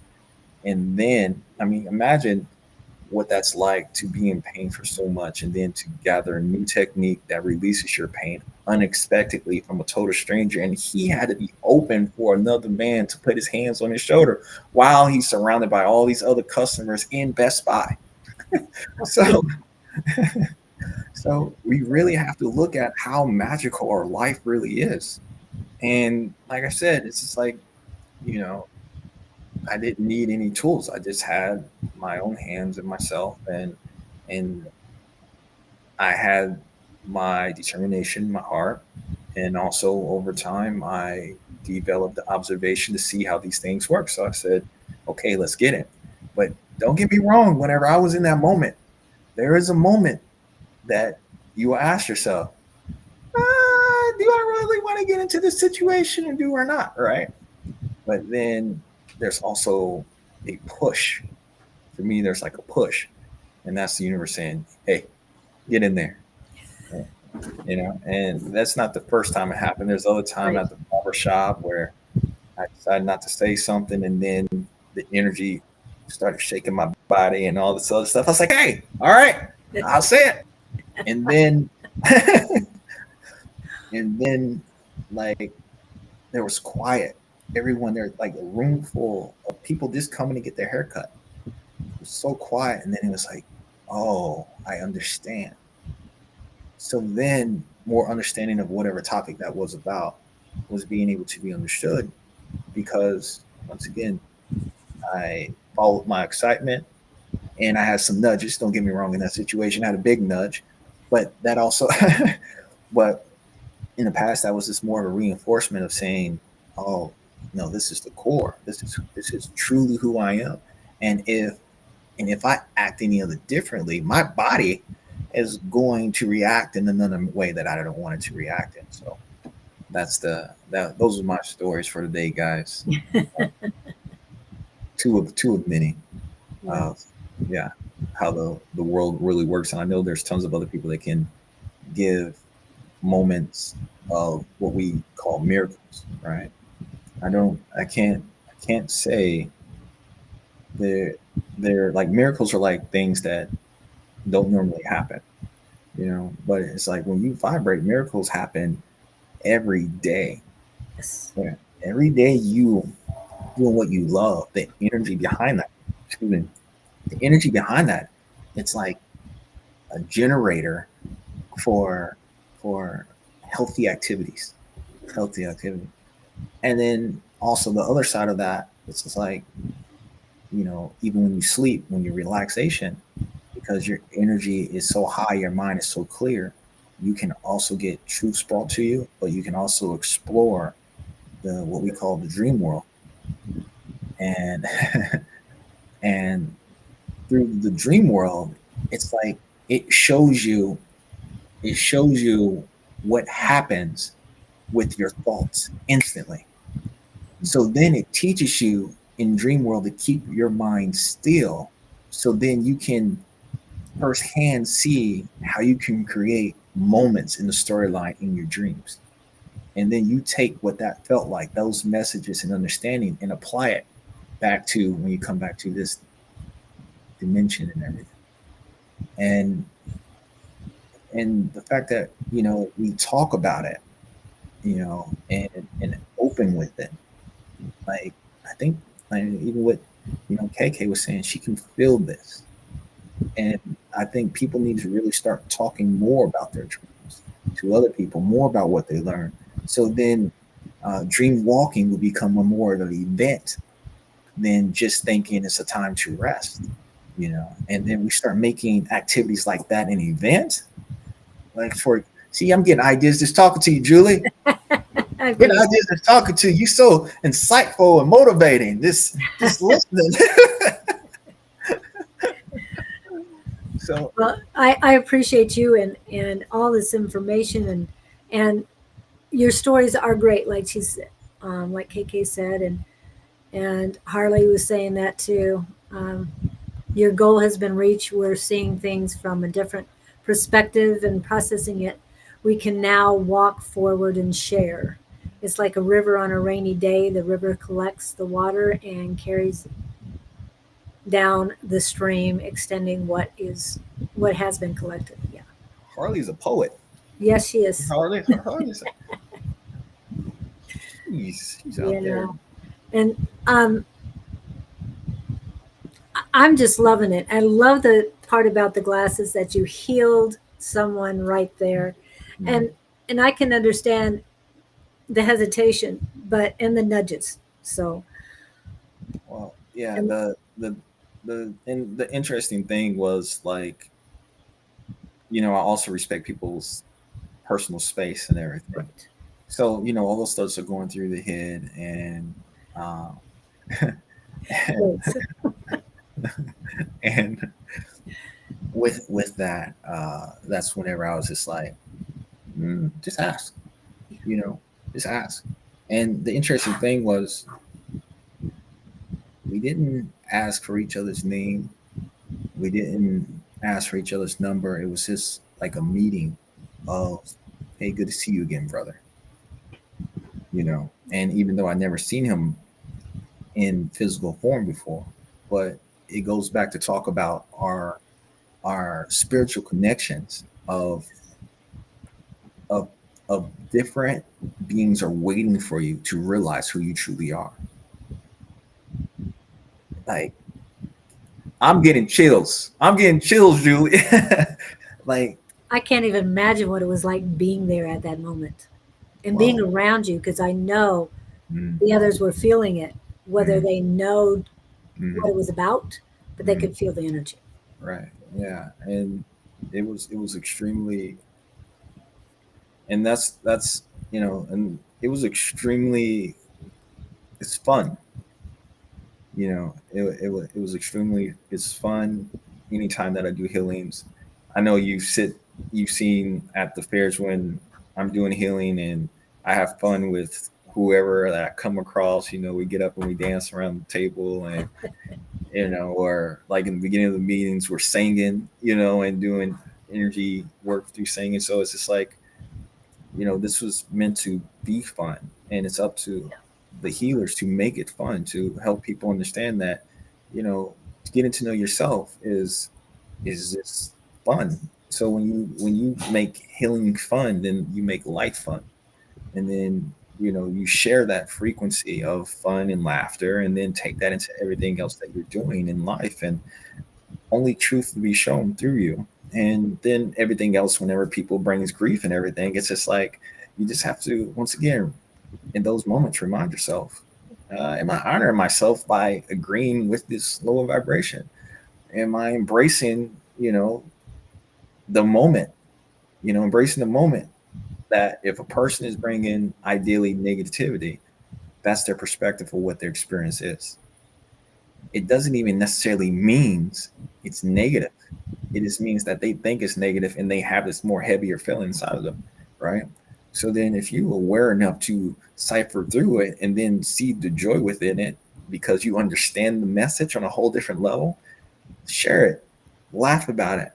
And then once they get it and resonate, it's like, holy moly, why was I creating that gloomy picture whenever it's really just sunshines, right?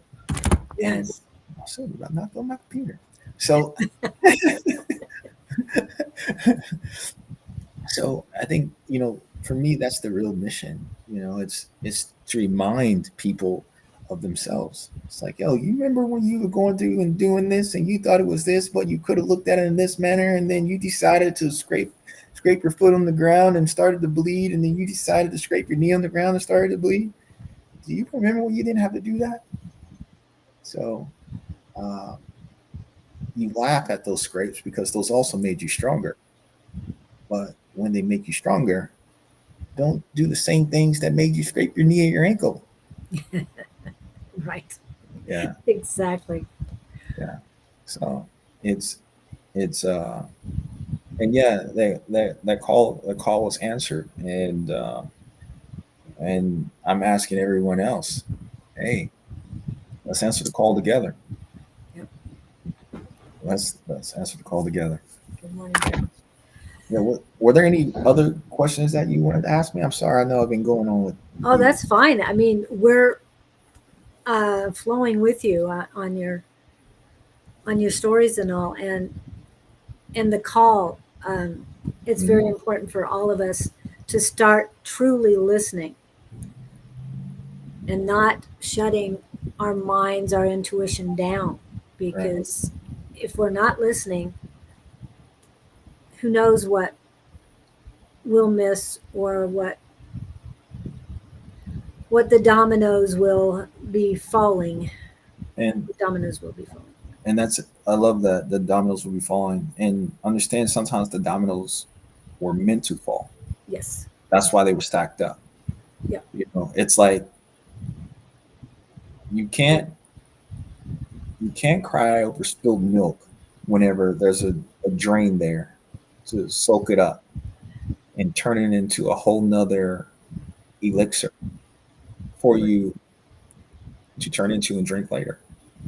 You can't. It's like, I know someone said in your past things, it's like, you know, she said we're puppets. We're like puppets, and spirit guides are a puppet master and everything. And in some sense, we are the all of it. We're Our minds, we can say, are of the body, but we are masters. And sometimes the mind try to take over because it cannot see or understand the whole picture. But the thing of it is, we have to get to the understanding and knowing that our mind is not supposed to see the whole picture, but through telepathy, we're able to truly feel. For example, if I wouldn't be here right now, if I would, like, I started off in Indiana, right? And I was on the couch and I was sitting here saying, what is that? You know, and then had the vision of coming to Arizona, right? So by feeling that, and I move quick, so it's just like, all right, this is where we're going and everything. But in order to receive that vision and open that door, I had to accomplish things all the way up to that point, right? There was different circumstances that I had to walk through, had to feel, and then truly understand and master before I was able to open that door for that vision. Because if I would have came here, uh, I don't know, I can't say that, but I would have never came here, and I would not have been prepared for the other individuals that I came across if I would not have been who I was all the way up to the moment before I saw you and before we met. Like, I would not have been able to speak to you because I was not prepared to speak to you. You see what I mean? So Yes. we don't have, there's no reason at all to think that anything that we've been through is unnecessary. It's more, what is it truly telling us? And once again, are you understanding it? And what are you going to do with it? Because once again, when the universe speaks to you, it has no concern about the dead carcasses or the oil, the pollution you put in the air because of the beautiful car you have, or the animals' homes that you're taking that it made for them. It doesn't care about that. Right. It wants you to progress in the manner that you were made from, and then also get you to where you need to be. But sometimes the mind gets wrapped around conquerors' ideas. Mhm. But the idea of waking up is seeing the techniques that the conquerors have made, so you're able to then be who you are, and then live in this life, live in this on this planet in the manner that you design, without the recommendation of other people that want you to live in this planet the way that they want you to live in this planet. So that's the observation, truly, of the planet. Of, they ask where we're going. It's like, well, we're going to continue repeating the same thing if we use the same techniques, but Right. we have to become more. And I know the older gentleman you're talking about, the Friday, which is with Scott, when you were talking about the older gentleman, because he specifically said interesting questions, and I kind of looked at him like, Mhm. okay, you ask what you need to ask, and KK, thank you for mentioning. She says, "Oh my God, I'm sitting down in the hay barn. That's where she does her journaling. And Mhm. my journal that's sitting next to me just opened to the entry when I wrote a reminder to myself to reach out to Julie to sign up for the Tuesday night class. Mhm. And the page ends with an entry of meeting a new guide at the time and whom called out to me again just this week. Chief Two Feathers. I love the spiritual life. So this is all that came to her.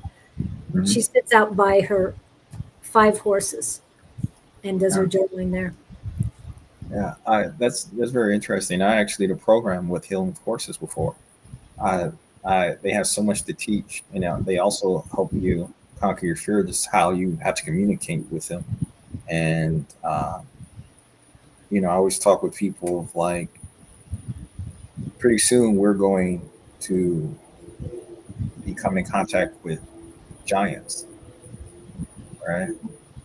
And uh, like energetic giants. So, and possibly giants as well. So it's just like, when if you are afraid, then how can you ever gather their wisdom? Right. Because you gotta understand, like, we may teach love and light, but another being on this level may just be like, hey, I don't have time for your emotional difficulties. You see what I mean? Yeah. Yeah. So it's like they may look at that as disrespect because they didn't come from a possibly of a world of disrespect. So that's where we have to check ourselves and prepare ourselves for, hey, if these for beings that are straightforward, Yep. Very look, direct. this is what I'm saying. This is not what you think that I'm saying. This is what I'm saying, and and emotionally, to understand what they're saying, you have to be prepared because already here, when people are direct, because of the different ways that a person may think, we take it as if they're talking about us or against us because we were trained to say either you're on my side or you're not. And that's how it's used against you, right? Right. But when we're working with beings that are straightforward and they mean just exactly what they say, and they put that image in your head, they may not, they're not responsible to have the patience with us. You see what I mean? It's just like, no, you get it or you're not. I'm out. And Yeah. it doesn't mean they don't care, because that's one of our emotions that we're taught. Oh, he must not care because this person's doing this and that. No, that's just you thinking that you're not accepted, right? Yeah. It's just like if they give you a vision, you have to be able to decipher the vision and be able to say, "Oh, I get it," or I don't, right? Right. And Right. then take time to muster it up, and then watch how the universe shows you how to get it, and then you then act instead of being reactionary once again of you getting it and then you're having a fit because it was delivered to you in a certain manner. You see what I mean? Yes. And that's the same thing with healing, around the world. If a person is frustrated, it's just like you don't adapt his frustration and then, hey, calm down, get an attitude like that. You must respect me, you know. No, you don't. You just Yeah. be you. Yeah. Right? So then and by being you, by default calms them down because then they have to ask themselves, why am I the only one yelling in this situation? Exactly. Yeah. And then if instead of throwing up fences, you give them just who you are so they can feel who you are. And then they be like, oh, he's not judging me. Oh, he's not doing possibly what I was doing to him or what I was done to in the past. Yeah. Oh, so now I can have this conversation or not. Then, huh, you know so we have to be aware of what we tell in ourselves because of what was programmed. Telepathy, once again, telepathy, right? Yeah. Yeah. And I think that's the real wonderful thing. And I really appreciate you not breaking it down, but expanding telepathy because it's not just a one on one situation, it's whatever is needed at the time. Hmm.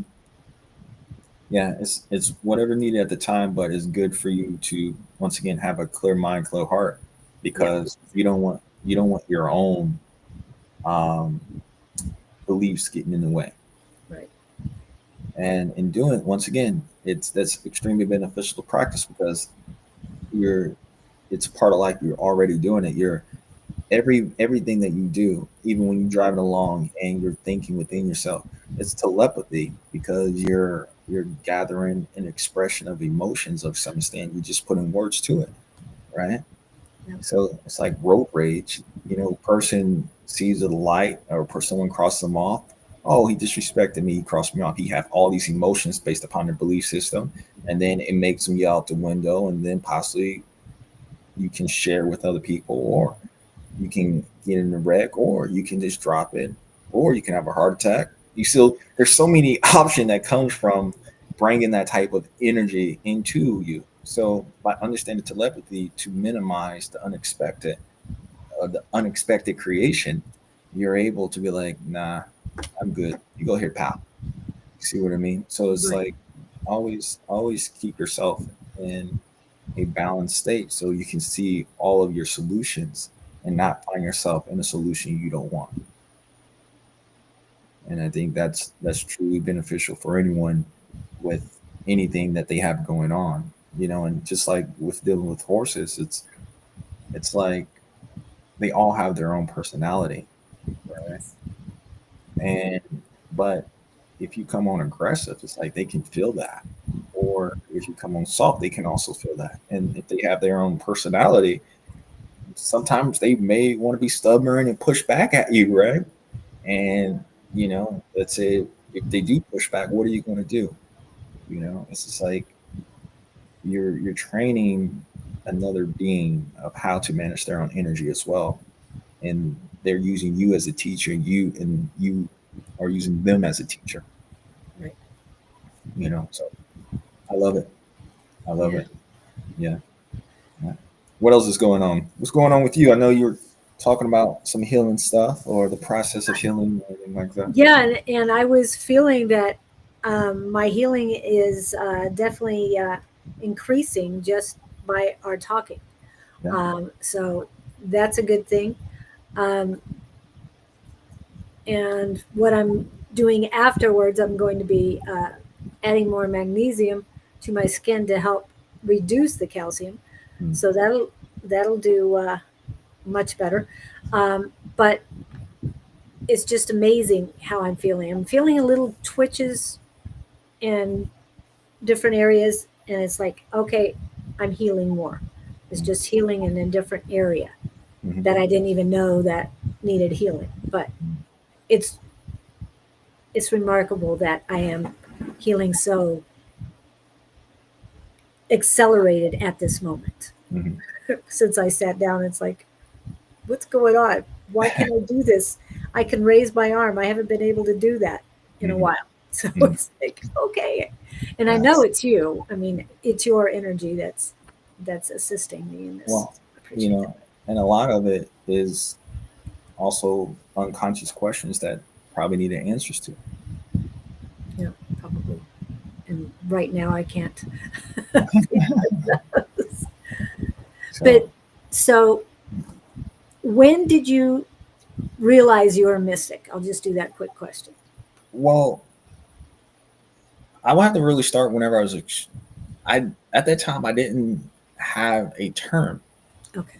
and it actually happened whenever I was extremely young. Even I remember when I was young, my mother at that time, we were old school. She used to give me baths in the sink. Mhm. So when she was giving me baths in the sink, I was looking at my mother and myself while I was in the sink. So I'm already having like out of body experiences from seeing me as a baby and my mother doing what she's doing. And then just growing up, like playing in sports and everything. Anytime that like uh, I was a little faster than a lot of other people because I got put into sports and I didn't want to be in there. So my way of becoming good was not getting hit and running as fast as I could. So, Was but it football? yes. Okay. So in order to do that and able to not get hit, like there was moments where I would come out of my body and see the field from a different angle. And they actually caught this on tape where I would go into like a running back. There's like a pocket, and then run out and like go in a field where there in where I was at, there was no way of seeing with my eyes. And then also the other coaches in the team was like, we can never really hit Montell in the way that we want to hit him. He's always shifty or moving at the last minute. And I give that gratitude to my team, my team of my spirits and everything else. So those were the practicing grounds of like understanding and how to use the ability, but also like, and I'm still six around this time. One was that whenever like I used to go travel around with my grandfather, and he used to actually go and build homes in different like different cities and everything, and um, like he was actually a pastor. His name was John. It's pretty funny, and he used to uh, go and like talk, and he used to like explain different aspects of the Bible in its own way about everything. And in this time, hearing these stories, and this is what I said, like I'm placed in place to understand. Oh, this is what happened. So that's another training field that I got to where I knew like I was being prepared to deal with something in the future, because I never really, I always felt like the whole truth is not being told. And then I always felt like when someone said, "Oh, he died for us," I've always looked at, no, there's a moment where people could choose to let him live or not, and they chose because they didn't know to let him die. So then how could we ever say someone has died for us and actually go in those ideas? So that mindset was another mindset that I have and that I saw and I felt strongly about. To say that, yeah, there's something different going on, because my surroundings supposed to want me to think this, and it's just like, no, something's off, right? Yeah. And then there's one time when my grandfather was going out and cleaning up a porch, and then I had this vision of this snake, and then I shared it with him, and um, next thing you know, there was a snake under the couch. He pulled it back, and he was just like, "Oh, like you have some gifts." Oh, wow. And then actually seeing different dimensional beings coming in and out the walls, walk through the house. It's just like it stories can go on and go on and go on. So I was extremely young. Uh, I was extremely young whenever I started to really realize. So yeah, and I just got them reading Harley. Yeah, he was a man of his own, but he also taught lessons through some of the stories. You know, he taught lessons. And I was reading Harley's post. I was like, yeah, Yeah. he, it was interesting that his name was John and he was a carpenter, and I Oh, was wow. amazed. I was amazed at that he um, he would go into a space and he would just visualize how the home was going to be, and then he would build it from scratch, and then you'll see his writings on the boards, on the 2x4s of everything that he done. Like he Oh, had wow. he had a gift, but during that time he used it utilizing the Bible to teach. So I thought that was very interesting, because that was his time frame of everything, of like, oh, what I'm going through, this must be it. And also he was a healer as well, but in his time frame, he didn't know about necessarily what we were talking about. You see, so Right. Definitely. um, it was like I used to go around to by myself. I used to go to like different places and explore the different energies, because I was sensitive to it. And also popping out the body, having other dimensional beings come in and actually show me like the abilities that I could do with the energy that I have. And like I said, they come and told me, it was really funny that one of the analogies said, Montell, they said you are an elephant surrounded by pigs. And Wow. at that time, where I was at, I was like, wow, that's kind of blunt, and could be, could be could be seen. And now it's just like, at that time, very young, these things were just normal to me, and I didn't necessarily know what that meant. But then as I got older and I started to really, I remember having this feeling, it's like, okay, I had enough. I'm gonna really speak now, because of the things at a very young age that I saw people doing. And and there was a moment even in class, like I I told the universe to release my abilities, because like there's a point that I could raise my energy, then I felt like I was hitting a wall. Oh, But there were some things I couldn't access at a very young age, because I had checkpoints I need to be at certain places. So there were, because of those checkpoints, once I was there and then I had a full understanding, it was just like bloop, level lifted, bloop, level lifted. So then so then it was like, once I got a full just of like what the battle truly is, then it was like, okay, create, create,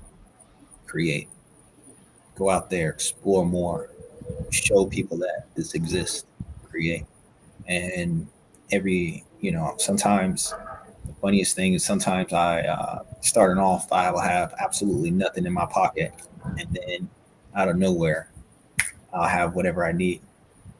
I remember being young and just thinking about, I wonder if I can get some money out this ATM. As soon as I'm over there, $5 will pop out. So it's just like I've been really looked after, protected, guided, and by, um, source. Uh, but also, I have to make those decisions and also stand by what I'm here for. Right. But to experience, to truly understand what to talk about, how to talk about it, to communicate with other people, I firsthand went into the darkest of holes and understood, like, hey, what makes this dark? And then witness the change within these dark holes because of just the energy. you know. And then it's just like, oh, that's a great thing to talk about. Let's talk about this, and come out for. So it's like life in itself has been true adventure for me. And once again, that's where it went down to, yeah, just I had amazing amount of teachers, and the teachers are, and it's not like they sit there and tell me what to do. It's like you That's your you grandfather. That's what she'd say.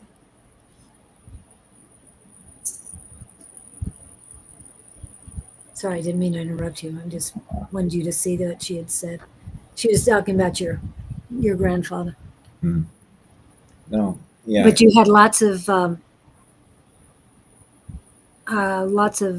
teachers. You were saying. Well, yeah, and the teachers are not like they stand there and they tell you what to do. It's more at a certain point they just show you they exist. Oh, And then, like I said, with telepathy, it's just like you get those impressions of, oh yeah, and it's never like they never come to me as they're over me. It was always as, yo, do what you came here to do, brother. Let's get it. You know, we got your back. You got an army behind you. You're leading the charge right now. Go forward. And they trust and understand that I will go forward. I will be consistent, we grow, and also forward with everything that I need to bring forth. And uh, you know that's why they say that your mind is different because you're able to walk through hell and come out cold. And while you're in hell, you're going to look at the beauty of hell as well. You're going to say, oh, that's a beautiful flame over there. Hey, how you make that? And I'm just using this as metaphor to right. understand of the picture of my mind. I also think that I'm always a wondering of like, what more can I figure out today?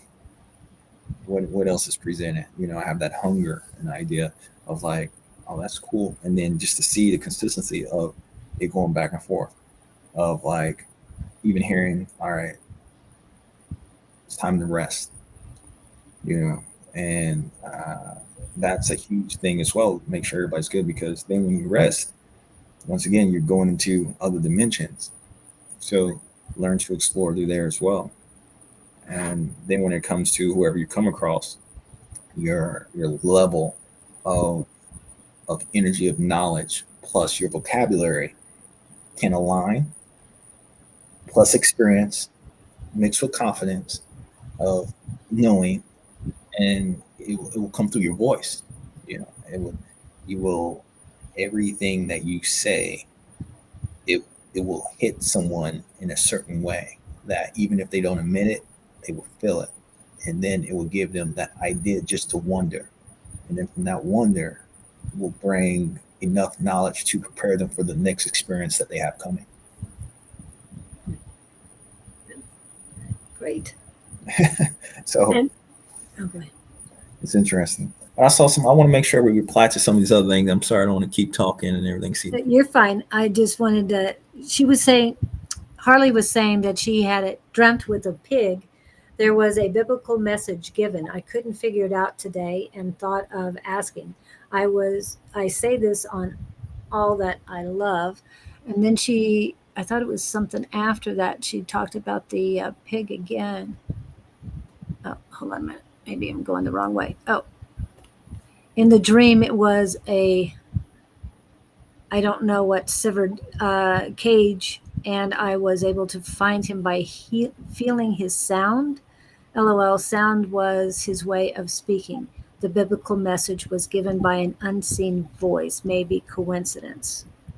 That she was thinking of pigs as you were saying about the pig, you're the elephant and the pigs. well, I think that sometimes if if you, let's say, I don't really I don't really necessarily like using that analogy, to be quite honest with you. Just because I was I don't want it. I don't like being, let's just say, if a person is indulging in something unknowingly and they're consuming um, just anything, then their insides is going to show without asking. Yeah. And I think that the elephant idea was that it stands taller than pigs, so its perspective is a little different, right? And its behavior is different because of the perspective. But the elephant's powerful because of its perspective, because of its size, and also because of its reach of its trunk, right? And you you may have started off surrounded thinking that you may be a pig because there's just other people, so many people doing these things from these different perspectives, indulging in things that they can't even see where it comes from, right? So it's just like an elephant can grab an apple off of a tree, but a pig can only get the apple whenever it is possibly right and it's sitting on the ground for a while, right? Right. So, and it's not that the elephant is greater than the pig. It's just that its perspective to gain knowledge and see other doors are differently just because of the design. Right. Unless the pig decides to evolve. What this means is that what if the elephant picked this apple off of the tree, brought it down to the pig, and offered it, and then also explained to the pig why that those other apples are not good, right? Right. But maybe because of the nature of the pig will just constantly just try to eat to be full, but not necessarily try to eat to be healthy. Right. So, One of the other things is looking at the pig's perspective, or the only thing supposedly that elephants don't like are mice, whereas the pig can handle that a lot easier. So, I mean, I was thinking, and the thoughts of you, what you're saying for the elephant, but the pig right, is a very important as well. 100%. So, let's say if the pig did not eat up those apples to some extent, then what would happen then? Right. Would the elephant get fungus in his toes and lose his foot? you know, so, I like that idea. Yeah. but And also, they usually take the seeds because they're all right, and then they spread it, right? right. And then more apple seeds can be made. But so like I said, there's not one greater. It's just working together. There's a purpose, Yes. and and for whatever reason, you know, everyone has their gifts and everything, but also I I believe that the pigs can evolve to something else because um, I mean there's different degrees of pigs in the pigs family as well, different DNA, but also you know uh, come in talking about back in the day, just the idea, and this is something that I don't know if it's true or not, but I'm going to say that we ask ourselves, is the pig only act like the pig because we treat it like a pig? Exactly. Now we're teaching even dogs how to speak our language, but so it's just like as teachers, just like the idea of the elephant, because of its perspective in some sense, it should be able to, hey, let's benefit each other. We both live in on this planet, so let's share each other's gift regardless of whatever it is. And by doing that, we will then be able to also come up with better plans to achieve our goals. And then that also goes back to, hey, we've been using these techniques for a while now. Let's create new techniques that everyone is benefiting in another way. And to go back to Scott's question of, come on, he's it made me feel like he wanted it to be challenged more. Yes, definitely. You know, I because he's like, hey, there's so much more that could be asked. So challenge me because I'm looking forward to also learning more from what needs to be coming down into and everything. So and that's where I don't know if you checked your Facebook post. I'm not for sure how to post on here. I was just like, I actually put on that. We have to teach them how to ask, teach people what to ask and how to ask and where to ask. And because if not, then that's where people get stuck at. Because some people get to a wall that's just like, I don't I don't even know how to respond to this. Yeah. I don't know Yes. what to ask, so I'm not going to get involved because it makes them uncomfortable. Right. So, No, I appreciate that. That's a nice perspective to, and I think I did see it. I can't remember right now, but and to remind us all that we have to help others be able to ask those questions. You went up to the gentleman, you saw that he was in pain. You asked, "Can I help you?" And he had to make the decision mm, in the middle of this store. Do I allow this to happen? And I'm sure he's a lot happier that he did. well, because if not, once again, his he's sharing that pain with his other generations because he actually had like a wife and a daughter was there. So his daughter is seeing how he's handling pain. So Right. now he's starting to teach his daughter how to handle pain. So then whenever possibly one day when his daughter and my son cross paths, then do I want my son to deal with this manner of how some people handle pain? And see people get mad if they're in pain, right? So, and because people in pain, they commit shootings, they get in accidents, they start just teaching other people bad habits as well. Right. So I look at the full circle of, hey, this one drop in this pond may just do a small splash, but the ripple will go on forever. And so whenever I do something, I always look at, if do I want my child to go through the same thing coming from this act? Because I want them to push beyond everything I ever accomplished. I want you to continue my research, continue my learning. So I'm gonna share notes with you now as you're growing up to prepare you for what we got going on. But also, I'm gonna teach you to keep your mind open and teach you to look for different perspectives, and then show me what you see through your eyes. Because you just came from all that there is, right? You're fresh off the boat, my friend. So, so show me, show me what and they may not say it in words, but watching. Yeah.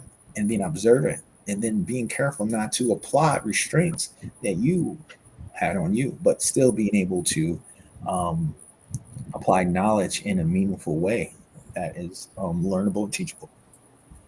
So that's that's what I feel is, we'll be able to shift. You know, you got to think about some of these places where anger is being taught at. You Yes, know, exactly. some you got to ask yourself, do you think it's a coincidence that some political parties are going to campuses? It's Yeah. to where if you can influence someone while they're young, also somewhat knowing that they don't have the tools to fully communicate with you with everything that's going on in the world, that's a strategy. Yes, very much so. And then in our world, if you can hush someone by debate, they think that's a victory, right? But once again, who are you debating with? What is the knowledge of the people that you're debating with? Right. And also the people who are seeing this, like, we have to be wise enough to see strategies that are being used to influence our future, and we have to be able to approach those with an understanding of the intent of people and the energy they are applying and why they are applying it to, and also go in there, what I said before, with a balance of understanding, because the moment you lose yourself, you lost the battle. So that's why I said it's not always about love and might. Is to be able to express your thoughts without being deterred emotionally, and then be aware of the rocks that could be thrown at you. But because if you have trained yourself to be so solid in understanding, you know what's going to come. You know that they're going to try to rattle you. But are you able to laugh at the silliness? So we really have to be aware whenever, especially as healers, because you are going to come across people who may not understand what you do, but then also try to condemn you. Speaking of that, someone tried to condemn me because I wear beads. I'm hearing stuff right. Um,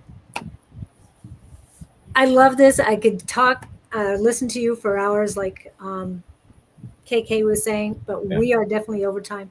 Wow. Um, neither one of us gets paid for this, so we're Yeah. not get, Yeah. so that has nothing to do with it. But we do have other things we've got to do. But Mhm. thank you so much, Montel. I didn't know what to expect, didn't expect anything, and I thought it was very beautiful.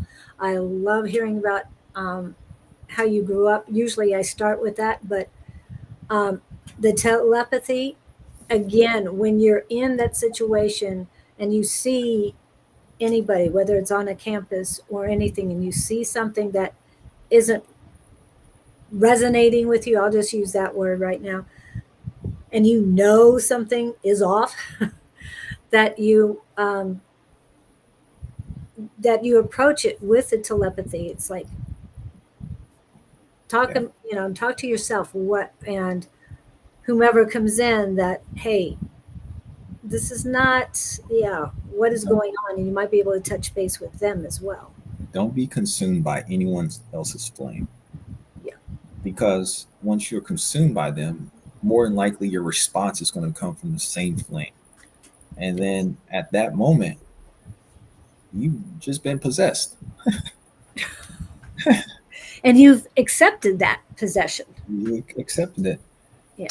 So that's why, you know, if someone wants to fight with you, it's like if you indulge, you entice, then you lost the battle already. It's like, no, there's no reason to fight. Like, I don't believe in the belief system you created within yourself that creates this moment that you created purposely to receive and to throw out this energy. So, for me, I would say, hey, relax, it's cool. Just, Yes. I'm gonna be fine when I leave here. You, and so are you. So just relax. But I appreciate everyone who was engaged in the conversation. Julie, I appreciate you having me on here. It was the line, and I can't believe we already hit almost 2 hours and We're what? going on it, but Yeah. So thank you, and thank everyone else from being involved with the questions or the statements. And I enjoyed my time. So appreciate you guys so much. thank you. Wanted to let you know that you can look at the description. It has his email on it. I did not add your website, but I did add your TikTok, so that if you want to go see some of his videos and Facebook. also subscribe. Well, I did your TikTok because it popped up for me. I haven't Uh, done your Facebook yet, but and to uh, be honest with you, like I said, to me, those sources are just moments of like I'm inspired for art or anything like that. So, but I think Facebook is probably the one that I'm probably on there more constantly with. okay. And TikTok is it's like just kind of like an add-on of like, hey, if I'm inspired to show this perspective, I'm gonna do it. But yeah, you guys do what you want. Do what Yeah. you want. Well, I saw your dog on that one on Oh, TikTok, and it was oh, like, oh, because um, it looked a lot like Don's dog hmm, Ghost. So I thought, oh, this is so beautiful. That. yeah.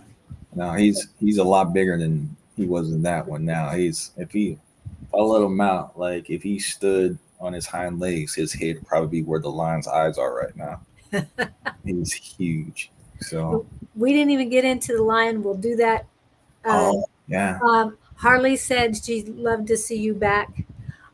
So we'll see. We might do some highlight reels. We might do some a podcast, which is not live. Now I prefer the live because I love the I, interaction. I love the interaction as well because I love to hear their stories, and also I love the feedback of how it resonated with people, because it's like we just live life, and the fact that a person can resonate with it's lovely. So Yeah, it is. Hold on just a second. I'm going to say goodbye to everybody. Remember, Angie and Don most likely will be on tonight. Don and Shauna tomorrow. I will be on Friday with Scott. Um, Friday evening is Sarah and Bonnie. Susan will not be on Saturday. She is on a cruise, so she won't be here. Uh, Sunday morning, Bonnie and Jess, hopefully. And then we start the week over again next week. So you'll get your readings if you go online and check the other shows out. Thank you guys so much for coming in and participating. It's always great to see you guys from awesome, all over the world. Have a awesome. great one, everybody. Any last words? uh, Live life in the way that you want.